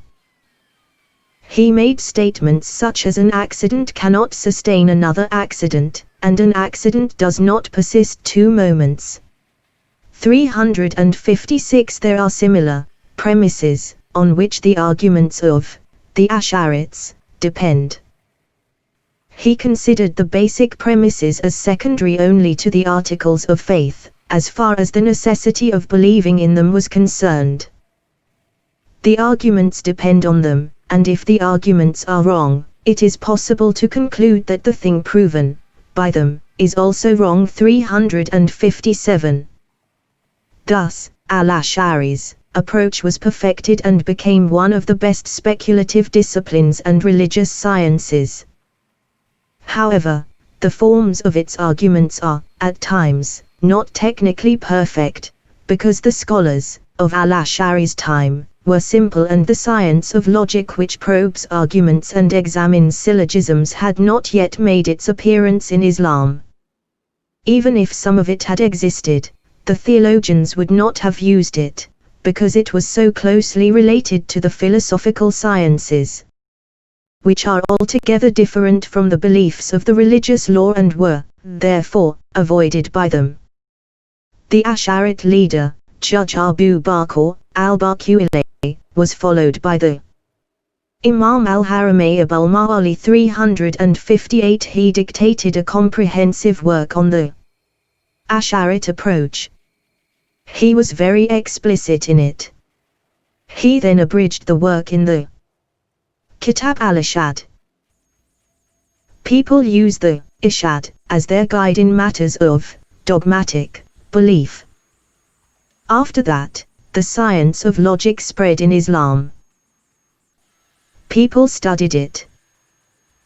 They made a distinction between it and the philosophical sciences, in that they stated that logic was merely a norm and yardstick for arguments and served to probe the arguments of the philosophical sciences, as well as those of all other disciplines.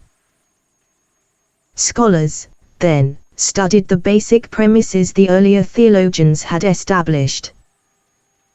They refuted most of them with the help of arguments leading them to a different opinion. Many of these arguments were derived from philosophical discussions of physics and metaphysics. When they probed them with the yardstick of logic, it showed that they were applicable only to those other disciplines and not to theology, but they did not believe that if the arguments were wrong, the thing proven by the arguments was also wrong, as had been the opinion of the Judge al-Baqi. This approach differed in its technical terminology from the older one. It was called the school of recent scholars. Their approach often included refutation of the philosophers where the opinions of the latter differed from the articles of faith. They considered the philosophers enemies of the articles of faith, because, in most respects, there is a relationship between the opinions of the innovators and the opinions of the philosophers. The first scholar to write in accordance with the new theological approach was al-Ghazali. He was followed by the Imam Ibn al-Khattab 359. A large number of scholars followed in their steps and adhered to their tradition. The later scholars were very intent upon meddling with philosophical works. The subjects of the two disciplines, theology and philosophy, were thus confused by them. They thought that there was one and the same subject in both disciplines, because the problems of each discipline were similar. 360. It should be known that the theologians most often deduced the existence and attributes of the Creator from the existing things and their conditions. As a rule, this was their line of argument. The physical bodies form part of the existing things, and they are the subject of the philosophical study of physics. However, the philosophical study of them differs from the theological. The philosophers study bodies in so far as they move or are stationary. The theologians, on the other hand, study them in so far as they serve as an argument for the Maker. In the same way, the philosophical study of metaphysics studies existence as such and what it requires for its essence. The theological study of metaphysics, on the other hand, is concerned with the existentia, in so far as they serve as argument for him who causes existence. In general, to the theologians, the subject of theology is to find out how the articles of faith which the religious law has laid down as correct can be proven with the help of logical arguments, so that innovations may be repulsed and doubts and misgivings concerning the articles of faith be removed. If one considers how this discipline originated and how scholarly discussion was incorporated within it step by step, 361, and how, during that process, scholars always assumed the correctness of the articles of faith and paraded proofs and arguments in their defense, one will realize that the character of the subject of this discipline is as we have established it, and one will realize that the discipline cannot go beyond it. However, the two approaches have been mixed up by recent scholars. The problems of theology have been confused with those of philosophy. This has gone so far that the one discipline is no longer distinguishable from the other. The student of theology cannot learn theology from the books of the recent scholars, and the same situation also confronts the student of philosophy. Such mixing of theology and philosophy was done by al-Baydawi in the Tawali, and by later non-Arab scholars in all their works. However, some students have occupied themselves with the mixed approach, in spite of its uselessness for the study of theology, in order to learn the different school opinions and to become versed in the knowledge of argumentation, which is amply represented in the works which follow the mixed approach. The approach of the early Muslims can be reconciled with the beliefs of the science of speculative theology only if one follows the old approach of the theologians, and not the mixed approach of recent scholars. The basic work here is the Kitab al-Ashad, as well as works that follow its example. Those who want to inject a refutation of the philosophers into their dogmatic beliefs must use the books of al-Ghazali and the Imam 362 Ibn al-Khattab. They do show some divergence from the old technique, but do not make such a confusion of problems and subjects as is found in the approach of the recent scholars who have come after them. In general, it must be known that this science, the science of speculative theology, is not something that is necessary to the contemporary student. Heretics and innovators have been destroyed. The orthodox religious leaders have given us protection against heretics and innovators in their systematic works and treatments. Logical arguments were needed only when they 363 defended and supported their own views with them. Now, all that remains of them 364 is a certain amount of discussion, from most of whose ambiguities and inferences the Creator can be considered to be free. 365. Al-Juwad 366 was once passing a group of theologians discussing the problem of the freedom of the Creator from human attributes. He asked who they were. He was told that they were people who, by the aid of arguments, were trying to free God from the attributes of createdness and from the qualities that indicate deficiency.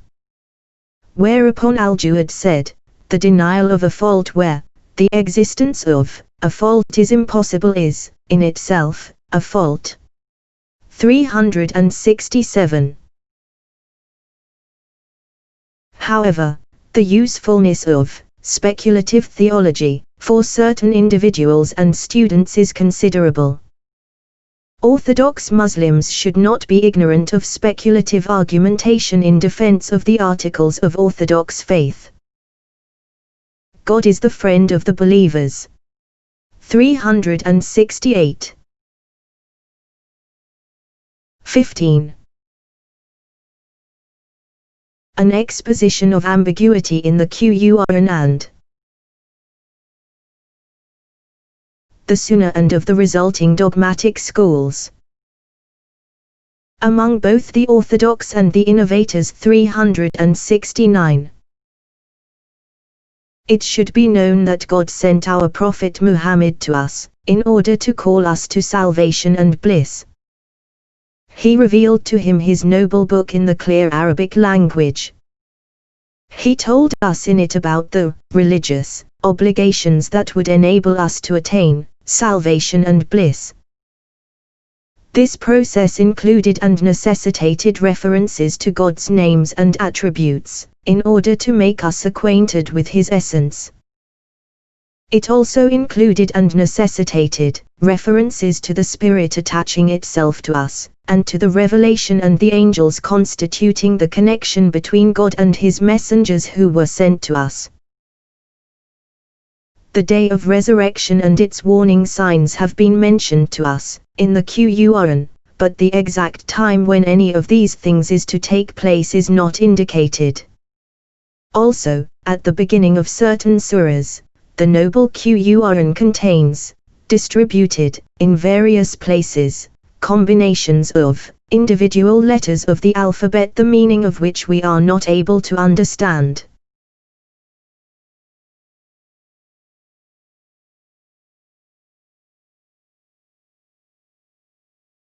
All these particulars of the Qur'an were called ambiguous in the Qur'an itself.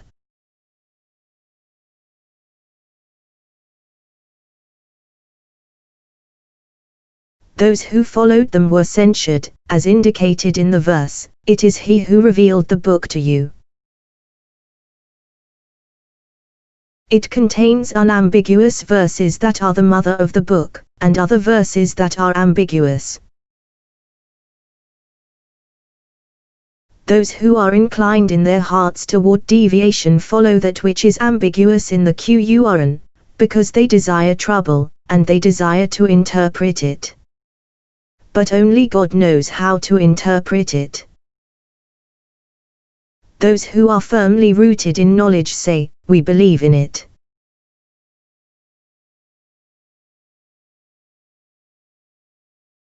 It is all from our Lord. Only those who have a heart remember.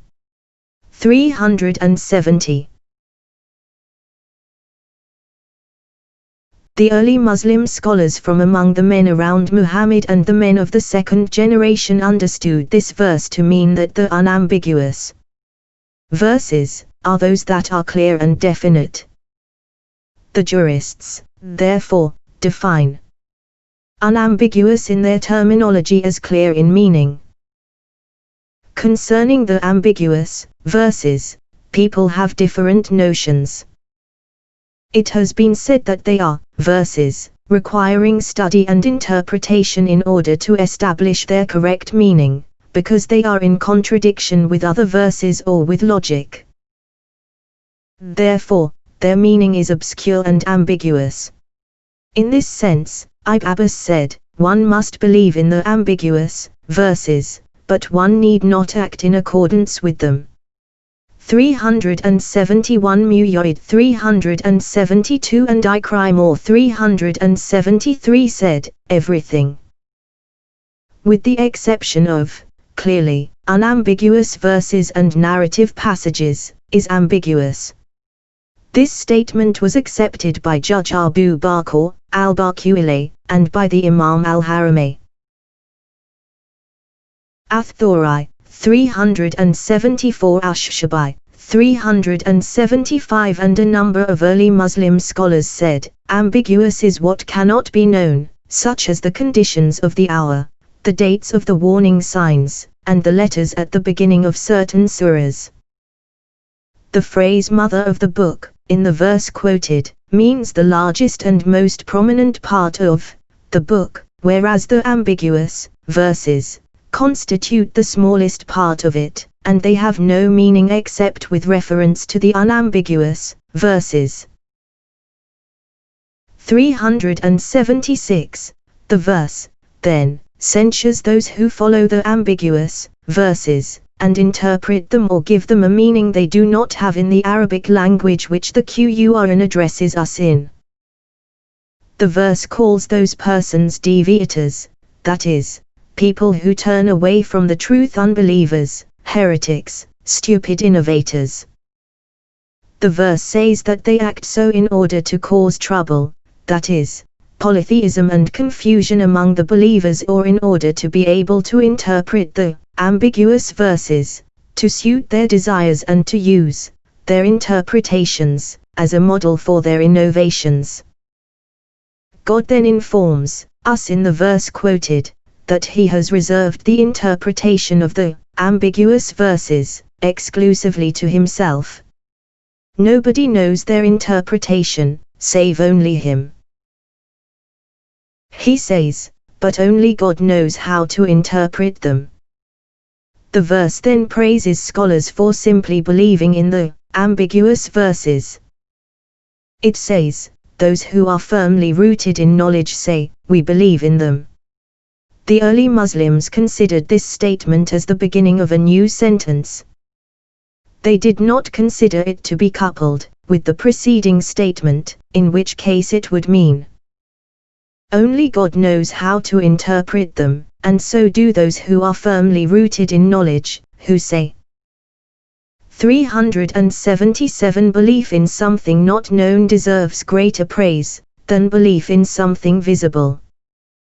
Now, assuming that the two sentences are to be coupled with each other, we would have belief in something visible, because this interpretation implies that the scholars know the interpretation, and that it is not something unknown. This is confirmed by the continuation of the verse, it is all from our Lord. That shows that human beings do not know the interpretation of the ambiguous verses. For the words of the language present to the understanding only those meanings given them by the Arabs. Thus, in cases where it is impossible to relate a certain piece of information to the person who gives it, we do not know what the words mean. When such information comes to us from God, we leave the knowledge of it to Him and do not bother to find out what it might mean. It would not be possible for us anyhow. Aisha said, if you see those who dispute about the Qur'an, they are the ones whom God meant, in the verse quoted, beware of them. 378. This was the opinion of the early Muslims concerning the ambiguous verses of the Qur'an. The traditions contain similarly ambiguous expressions which were considered by them in the same light, because the source is one and the same. Now that the different kinds of ambiguous statements have been established by our remarks, let us return to the differences of opinion regarding them found among people, scholars. The statements that people consider ambiguous and that have reference to the hour and its conditions, to the dates of the warning signs, to the number of the guardians of hell, 379 and similar things, hardly are ambiguous statements. They contain no equivocal 380 expression or anything else that may properly be considered ambiguous. They simply refer to dates of events, the knowledge of which God has reserved exclusively to Himself, as expressly stated in His book and through His prophet. God says, the knowledge of them is with God. 381 It is strange that these things could ever have been counted among the ambiguous statements. The combinations of individual letters at the beginning of certain surahs, al-huruf al-muqatta are, in matter of fact, letters of the alphabet. It is not improbable that they are intended merely as meaningless letters of the alphabet. As Zamakhshari says, they indicate the wide sweep of the inimitability of the Qur'an. The revealed Qur'an is composed of letters. Anybody could use them, but since their composition, in the Qur'an, there is a difference in their significance, and they have acquired a superior, divine quality. 382 Abandonment of the point of view which implies that these Qur'an do in fact indicate just meaningless letters, would be justified only on the strength of sound tradition. Thus, it is said that Taha is an appellation consisting of Tahi pure and Ath guide, and so on. 383 But it is difficult to have a sound tradition. In this sense, the letters might be called ambiguous. The ambiguity in statements concerning the revelation, angels, the spirit, and jinn, results from obscurity in the real meaning of those terms. They are not commonly accepted terms. Therefore, they are ambiguous. Some people have added to these things all related matters, such as the conditions of resurrection, paradise, hell, the Antichrist, the disturbances preceding the last day, the conditions governing it, and anything that is contrary to familiar custom. They may be right. However, the great mass of scholars, especially the speculative theologians, do not agree to that. They have determined the significance of those terms, as we notice, in their works.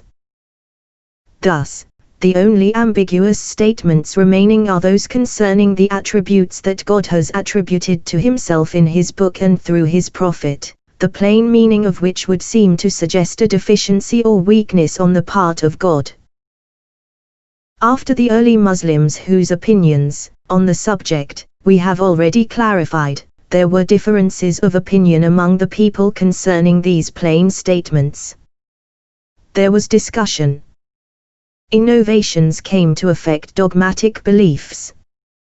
Let us explain those opinions and give preference to the sound ones among them, as against the corrupt ones.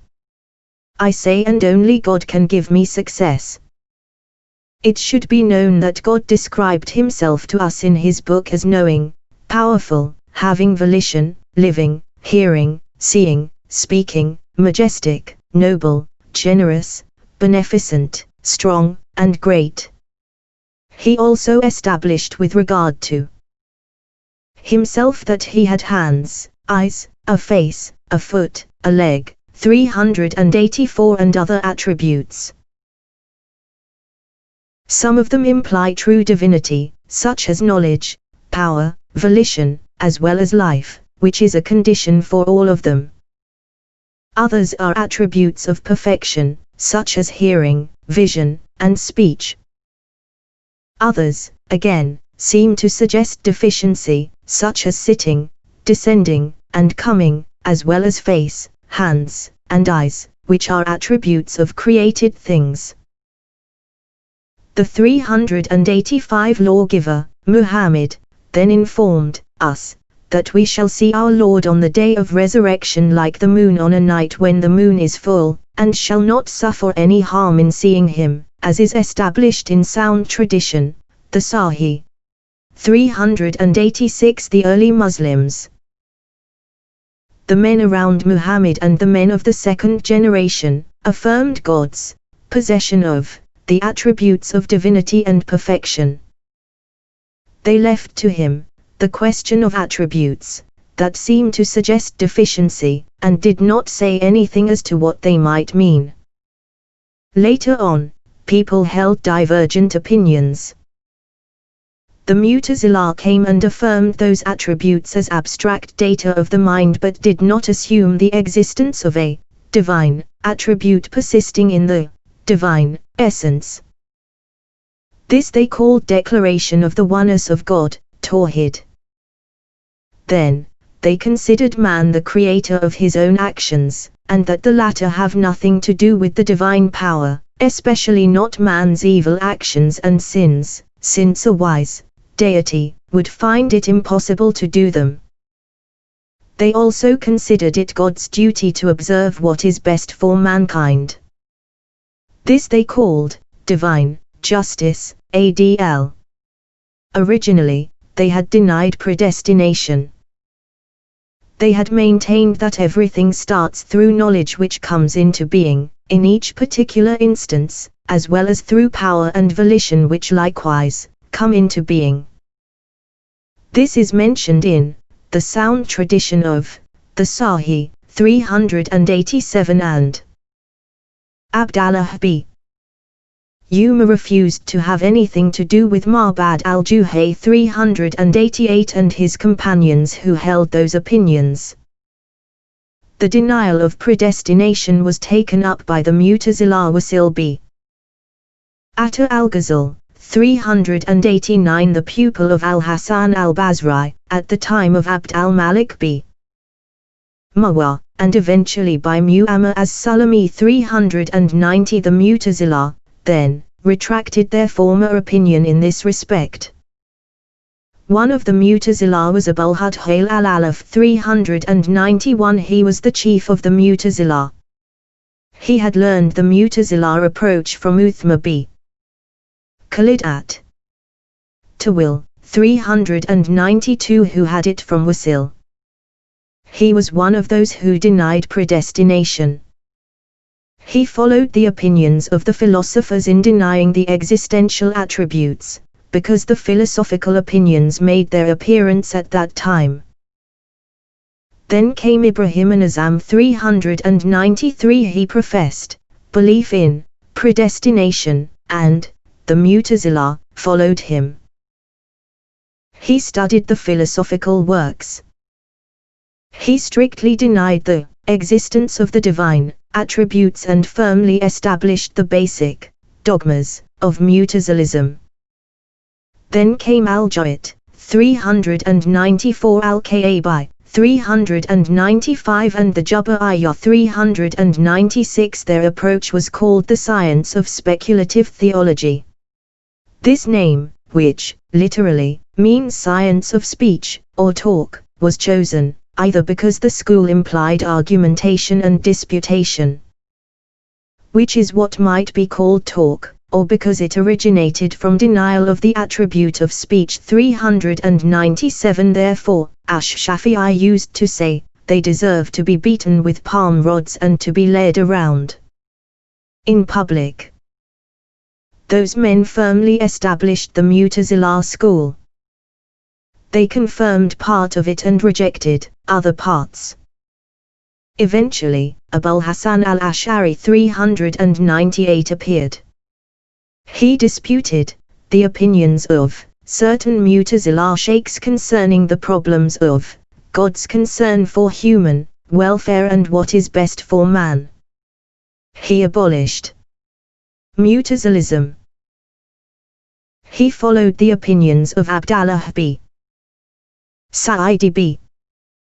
Kalab 399, Abul Abbas al-Kulaysi 400 and al-Harith b.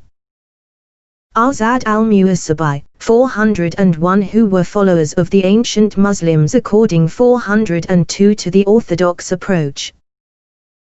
He strengthened the statements they had made 403 with speculative theological arguments. He affirmed the existence of knowledge, power, volition, and life, as attributes persisting in the essence of God. These attributes are necessary for the argument of mutual antagonism, 404, and they establish the correctness of prophetical miracles. It also was Ash'arite doctrine to affirm the existence of the divine attributes of speech, hearing, and vision. On the surface, these attributes seem to suggest deficiency, as they seem to be connected with corporeal voice and corporeal letter, sound. However, among the Arabs, speech has another meaning, different from letter, sound, and voice, namely, that which goes around in the soul, kalad. 405 Speech in it is a reality, in contradistinction to the first kind of speech. They ascribed such eternal speech to God. Thus, the suggestion of deficiency was eliminated. They affirmed the attribute of speech as one that is primeval and of general application, as is the case with the other attributes. The Qur'an, thus, became a term with a double meaning. It is primeval and persisting in the essence of God. This is essential speech. But it is, also, created, inasmuch as it consists of combinations of letters, sounds, produced in the recital of the Qur'an by human voices. When it is called primeval, the first thing is meant. When it is called recitable or audible, this refers to its recitation and written fixation. His scrupulousness prevented the Imam Ahmed, b. Hanbal, from using the word created for the Qur'an in any way. He had not heard from the ancient Muslims before his time anything to the effect that he was to say 405 of that written copies of the Qur'an are primeval, or that the recitation of the Qur'an, which is done by human tongues, was something primeval. As he could observe with his own eyes that it was something created. But only his scrupulousness prevented him from using the term created in those cases. Had he avoided using it for any other reason, he would have denied something that is necessary. He certainly would not have done that. Hearing and vision seem to suggest perception by parts of the body. However, linguistically, they also may mean the perception of audible and visible things. 406 This, then, eliminates the suggestion of deficiency, because here we have a real linguistic meaning for the two terms, that may be applicable in connection with the divine attributes. On the other hand, in the case of the expressions sitting, coming, descending, face, hands, eyes, and the like, the theologians abandoned their real linguistic meaning, which would suggest deficiency, anthropomorphically, for metaphoric interpretation. It is the method of the Arabs to resort to metaphoric interpretation whenever the real meanings of words present difficulties. This is done, for instance, in connection with the verse of the Qur'an, a wall that wanted to collapse, 407 and similar cases. It is a well-known method of the Arabs which is not disapproved of and constitutes no innovation. It is true, the metaphoric interpretation of the attributes mentioned is contrary to the opinions of the early Muslims, who left the matter to God. However, the theologians were led to adopt it by the fact that a number of followers of the early Muslims, namely, the novelty-conscious 408 and more recent Habbalites, erred with regard to the significance of those attributes. They considered them to be definite attributes of God of which it is not known how they are.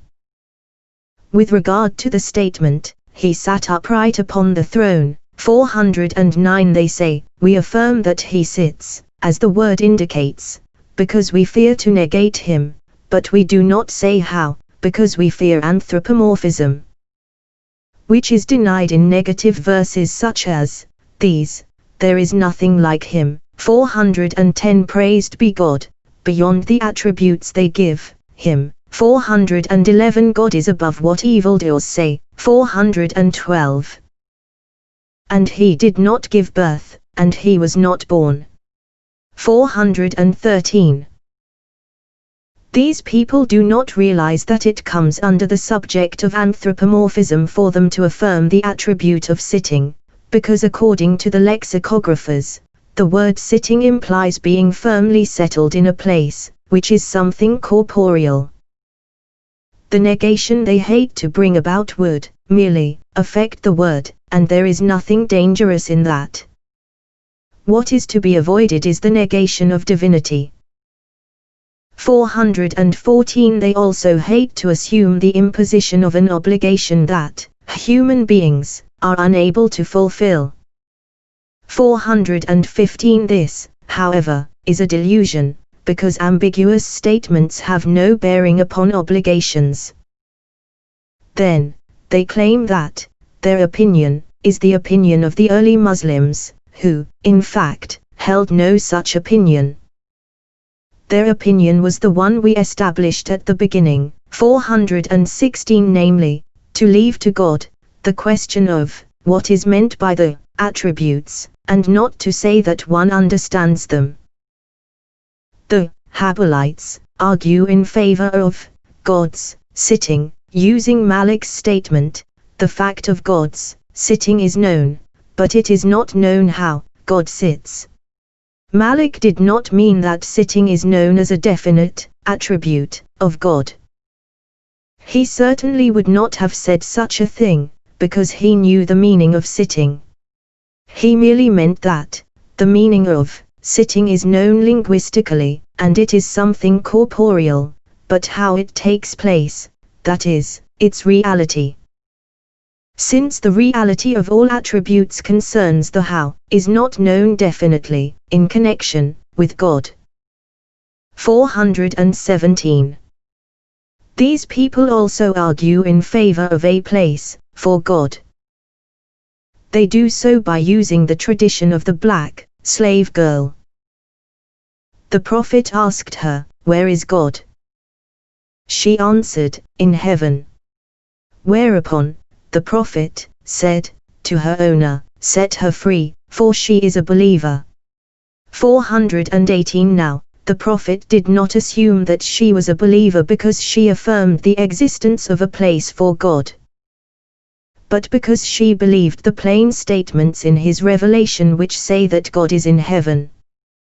Thus, she became one of those firmly rooted in knowledge, 419, who believe in ambiguous statements without searching for their meaning. It is definite that one has to disavow the existence of a place for God. This follows from the logical argument denying God's need for anything, and from the negative evidence that calls for freeing God from attributes, as found, for instance, in the verse, "There is nothing like him," 420, and similar statements.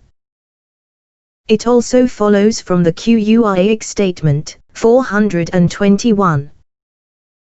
He, God, is in the heavens and upon earth. 422 Nothing that exists can be in two places at the same time.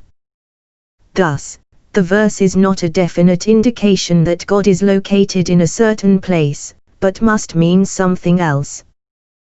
These people then extended the interpretation they had invented to the plain meaning of face, eyes, hands, coming, descending, and speech with letter, sound, and voice. They assumed that these words had meanings that were more general than mere references to the body. They declared God free from the corporeal meaning of these attributes. However, this is something that is not recognized in the language. All of them followed this course. The Orthodox Ash'arites and the Hafite theologians shunned them and tried to uproot their dogmatic belief in this respect. An episode that happened between Hafite speculative theologians in Bukhara and the Imam Muhammad b. Ismail al-Bukhari, 423, is well known. The anthropomorphists, Muqaddimah, did something similar in affirming that God has a body but not one like ordinary human bodies. The word body is not 424 used in connection with God in the Muslim religio-legal tradition, but they were emboldened in their statement by the fact that they affirmed the literal existence of these plain statements. They did not restrict themselves to them, 425, but went deeper into the matter and affirmed the corporeality of God. 426 They assumed something like what has just been mentioned concerning the meaning of corporeality. They wanted to free God from human attributes by the contradictory, nonsensical statement, a body not like ordinary human bodies. But in the language of the Arabs, body is something that has depth and is limited. Other interpretations, such as the one that body is something persisting in itself, or is something composed of the elements, and other things, reflect the technical terms of speculative theology, through which the theologians want to get at another meaning than that indicated by the language. Thus, the anthropomorphists are more involved than others in innovation, and, indeed, in unbelief. They assume puzzling attributes for God which suggest deficiency on his part, and which are not mentioned in either the word of God or that of his prophet. The differences between the dogmatic opinions of the early Muslims, the Orthodox theologians, the Oveltikosius scholars, 427, and the innovators among 428 the Mu'tazilah, has thus become clear through our remarks. Among the novelty-conscious scholars, there are extremists who are called al-mushabbiha, because they come out openly for anthropomorphism, tashbih. 429 The story goes that one of them even said, "Spare me from speaking about God's beard and genitals. Rather ask me about anything else, whatever you please." 430 Unless one tries to explain such a remark in their own interest, by assuming that they want to deal exhaustively with these puzzling plain attributes, and that they consider all of them in the same light as their authorities, it is clear unbelief. God help us. The books of Orthodox scholars are full of argumentations against such innovations and of lengthy refutations of innovators, with the help of sound evidence. But we have briefly referred to the subject in a way that will help to distinguish the details and general outlines of dogmatics. Praised be God who guided us to this. We would not be persons who are guided aright, had God not guided us. 431. The plain words, the evidence for and meaning of which are obscure, such as revelation, angels, spirit, jinn, purgatory, Barzakh. 432 The conditions of the resurrection, the Antichrist, the disturbances preceding the last day, the conditions governing it, and everything else that is difficult to understand or contrary to custom, are considered by us in the same light as the Ash'arites, who are orthodox people, considered such details.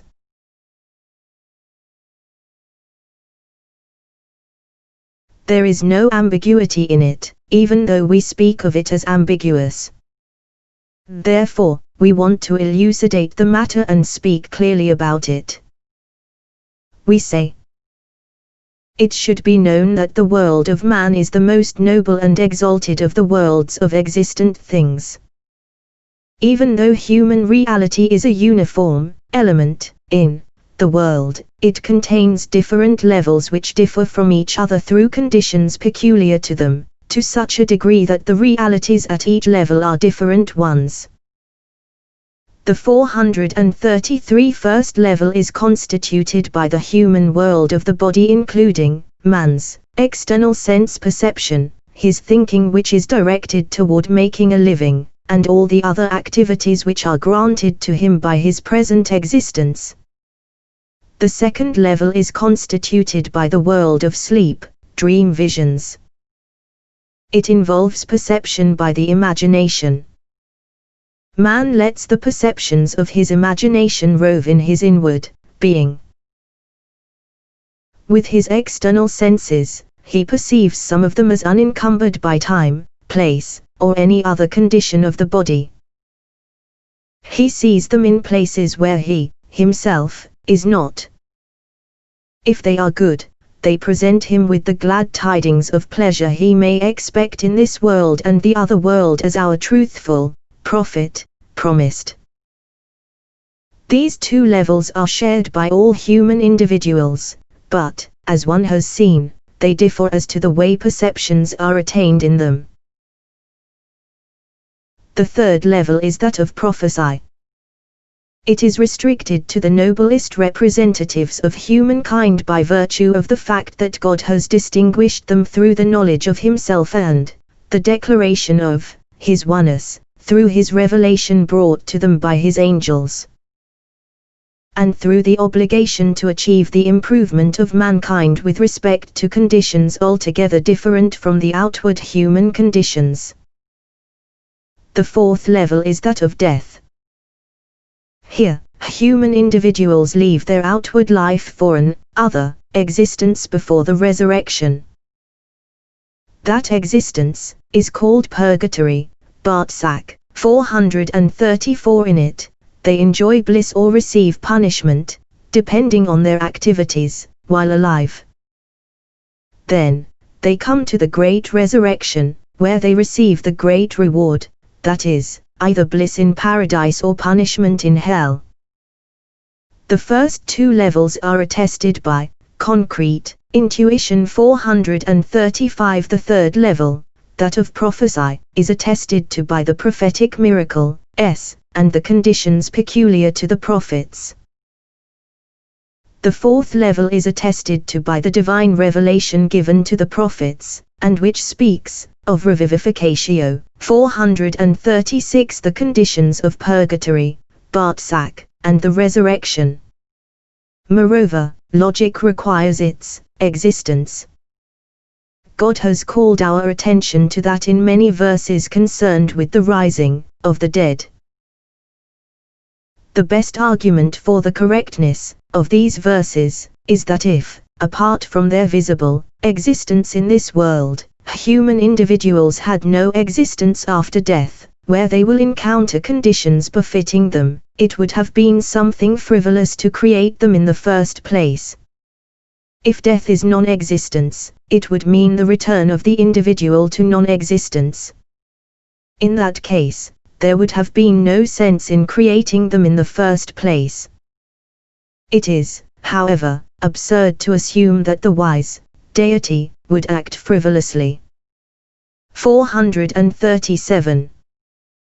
Now, after the existence of the four levels has been established, we want to explain how human perceptions with regard to those four levels clearly differ. This will reveal the intricacy of the problem of ambiguity. At the first level, human perceptions are clear and obvious. God says, God brought you forth from the wombs of your mothers. You did not then know anything. And He gave you hearing and vision and hearts.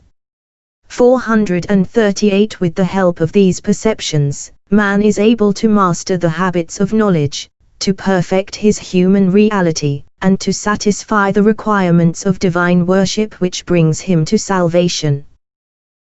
At the second level, that of sleep, dream visions, human perceptions are the same as those of external sense perception. Although the limbs of the body are not used as they are in the waking state, yet the person who has a dream vision ascertains everything perceived by him in his sleep without any doubt or misgiving. The limbs of the body are not employed in their ordinary manner. Concerning the real character of this state, people are divided into two groups. The philosophers assume that imaginary pictures are transmitted by the imagination through the motion of thinking to the common sense, which constitutes the connecting link between external and inner sensual perception. As a result, these pictures are represented as something perceived in the external world by all the senses. The difficulty here is that true visions from God or the angels are more firmly and definitely perceived than visions of satanic imaginations, although the imagination active in both is one and the same, as the philosophers have established. The second group is that of the speculative theologians. Their summary statement of the problem is that it is a kind of perception created by God in the realm of the senses, and thus takes place in the same way that perception takes place in the waking state. This explanation is better, even though we are not able to perceive how it takes place. Perception in sleep is the clearest evidence we have for the fact that sensual perception operates at the subsequent levels. It is not known to us 439 how sensual perception takes place on the third level, that of the prophets, but they themselves have a more than certain knowledge of perception through intuition. The prophet sees God and the angels. He hears God's speech from God himself or from the angels. He sees paradise, hell, and the divine throne and chair. He breaks through the seven heavens in his Ascension 440. He rides Al-Baraku 441 and meets the prophets in the seven heavens, and prays with them. He perceives all kinds of sensual perceptions, exactly as he perceives them at the levels of body and sleep, but through a kind of necessary knowledge that God creates for him, and not through ordinary human perception by means of the limbs of the body. In this connection, no attention should be paid to Avicia's remarks. He brings prophecy down to the level of sleep and says that the imagination transmits a picture to the common sense. 442. The argument against the philosophers in this connection is even stronger in the case of sleep, dream visions. As we have established, that process of transmission by the imagination is by nature one and the same. In this way, revelation and prophetic dream vision would in reality be identical as to their certainty and reality. However, this is not so, as one knows from the dream vision of the prophet just 6 months before the revelation. The dream was the beginning of the revelation and the prelude to it, which shows that, in reality, it is inferior to revelation. The same follows from the process of revelation itself. It was a very difficult matter for the prophet, as is stated in sound tradition. The Sahih 443. The Qur'an was, at the beginning, revealed to him in individual verses.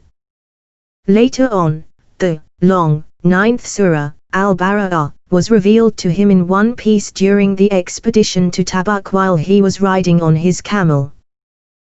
444. If the revelation had merely been the result of a process whereby thinking descends to the imagination and from the imagination to the common sense, there would not have been any difference between those stages of the revelation.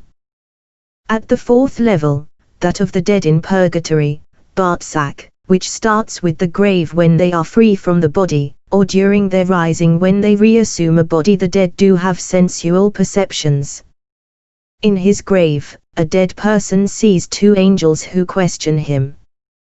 445. With the 2 eyes of his head, he sees the seat he will occupy in either paradise or hell.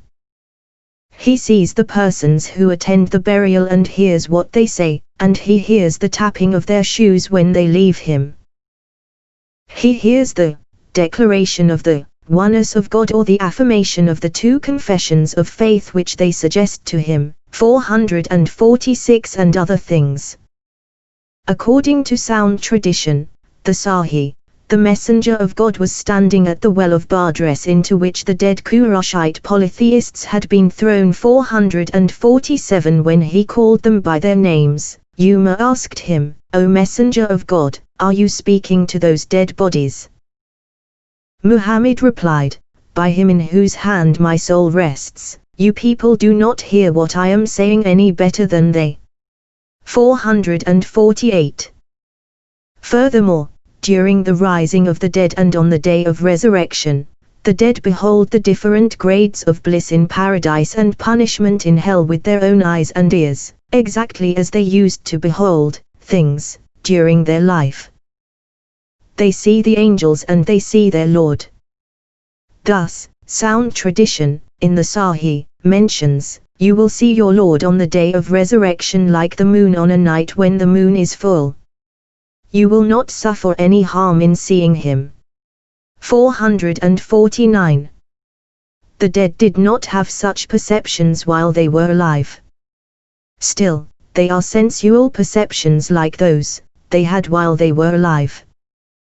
They take place in the limbs of the body by means of some kind of necessary knowledge that God creates, as we have stated. The explanation for the secret of it lies in the knowledge that the human soul grows in the body and through the perceptions of the body. When it leaves the body in sleep or in death, or when a prophet, in the state of revelation, changes from human perceptions to angelic ones, the soul takes its means of perceptions along, but free of the limbs of the body. With these means of perception, the soul perceives, on the other level, whatever perceptions it wants to perceive, but these perceptions are on a higher plane than those that the soul had while it was in the body. This was stated by Al-Ghazali, who added that the human soul has a form that it retains after its separation from the body, and that, just like the body's own structure, includes 2 eyes, 2 ears, and all the rest of the limbs of the body serving man to attain perception. 450. I would say, however, that Al-Ghazali here refers to the habits obtained through using all those limbs of the body in addition to mere perception. 451. When one understands all this, one will realize that perceptions exist on all 4 levels. However, they are not everywhere the same as in the life of this world. They differ in intensity according to the conditions affecting them. The theologians have indicated this fact in the summary statement that God creates in the senses a necessary knowledge of the thing perceived, whatever it may be. By that, they are referring to the same thing we have been explaining. This is our brief attempt at classifying the problem of ambiguity. To attempt to discuss it more widely would take us beyond comprehension. Let us beseech 452 God that He may guide us and that we may learn through His prophets and His book how to acknowledge His oneness properly and how to attain salvation. God guides whomever He wants to guide. 453.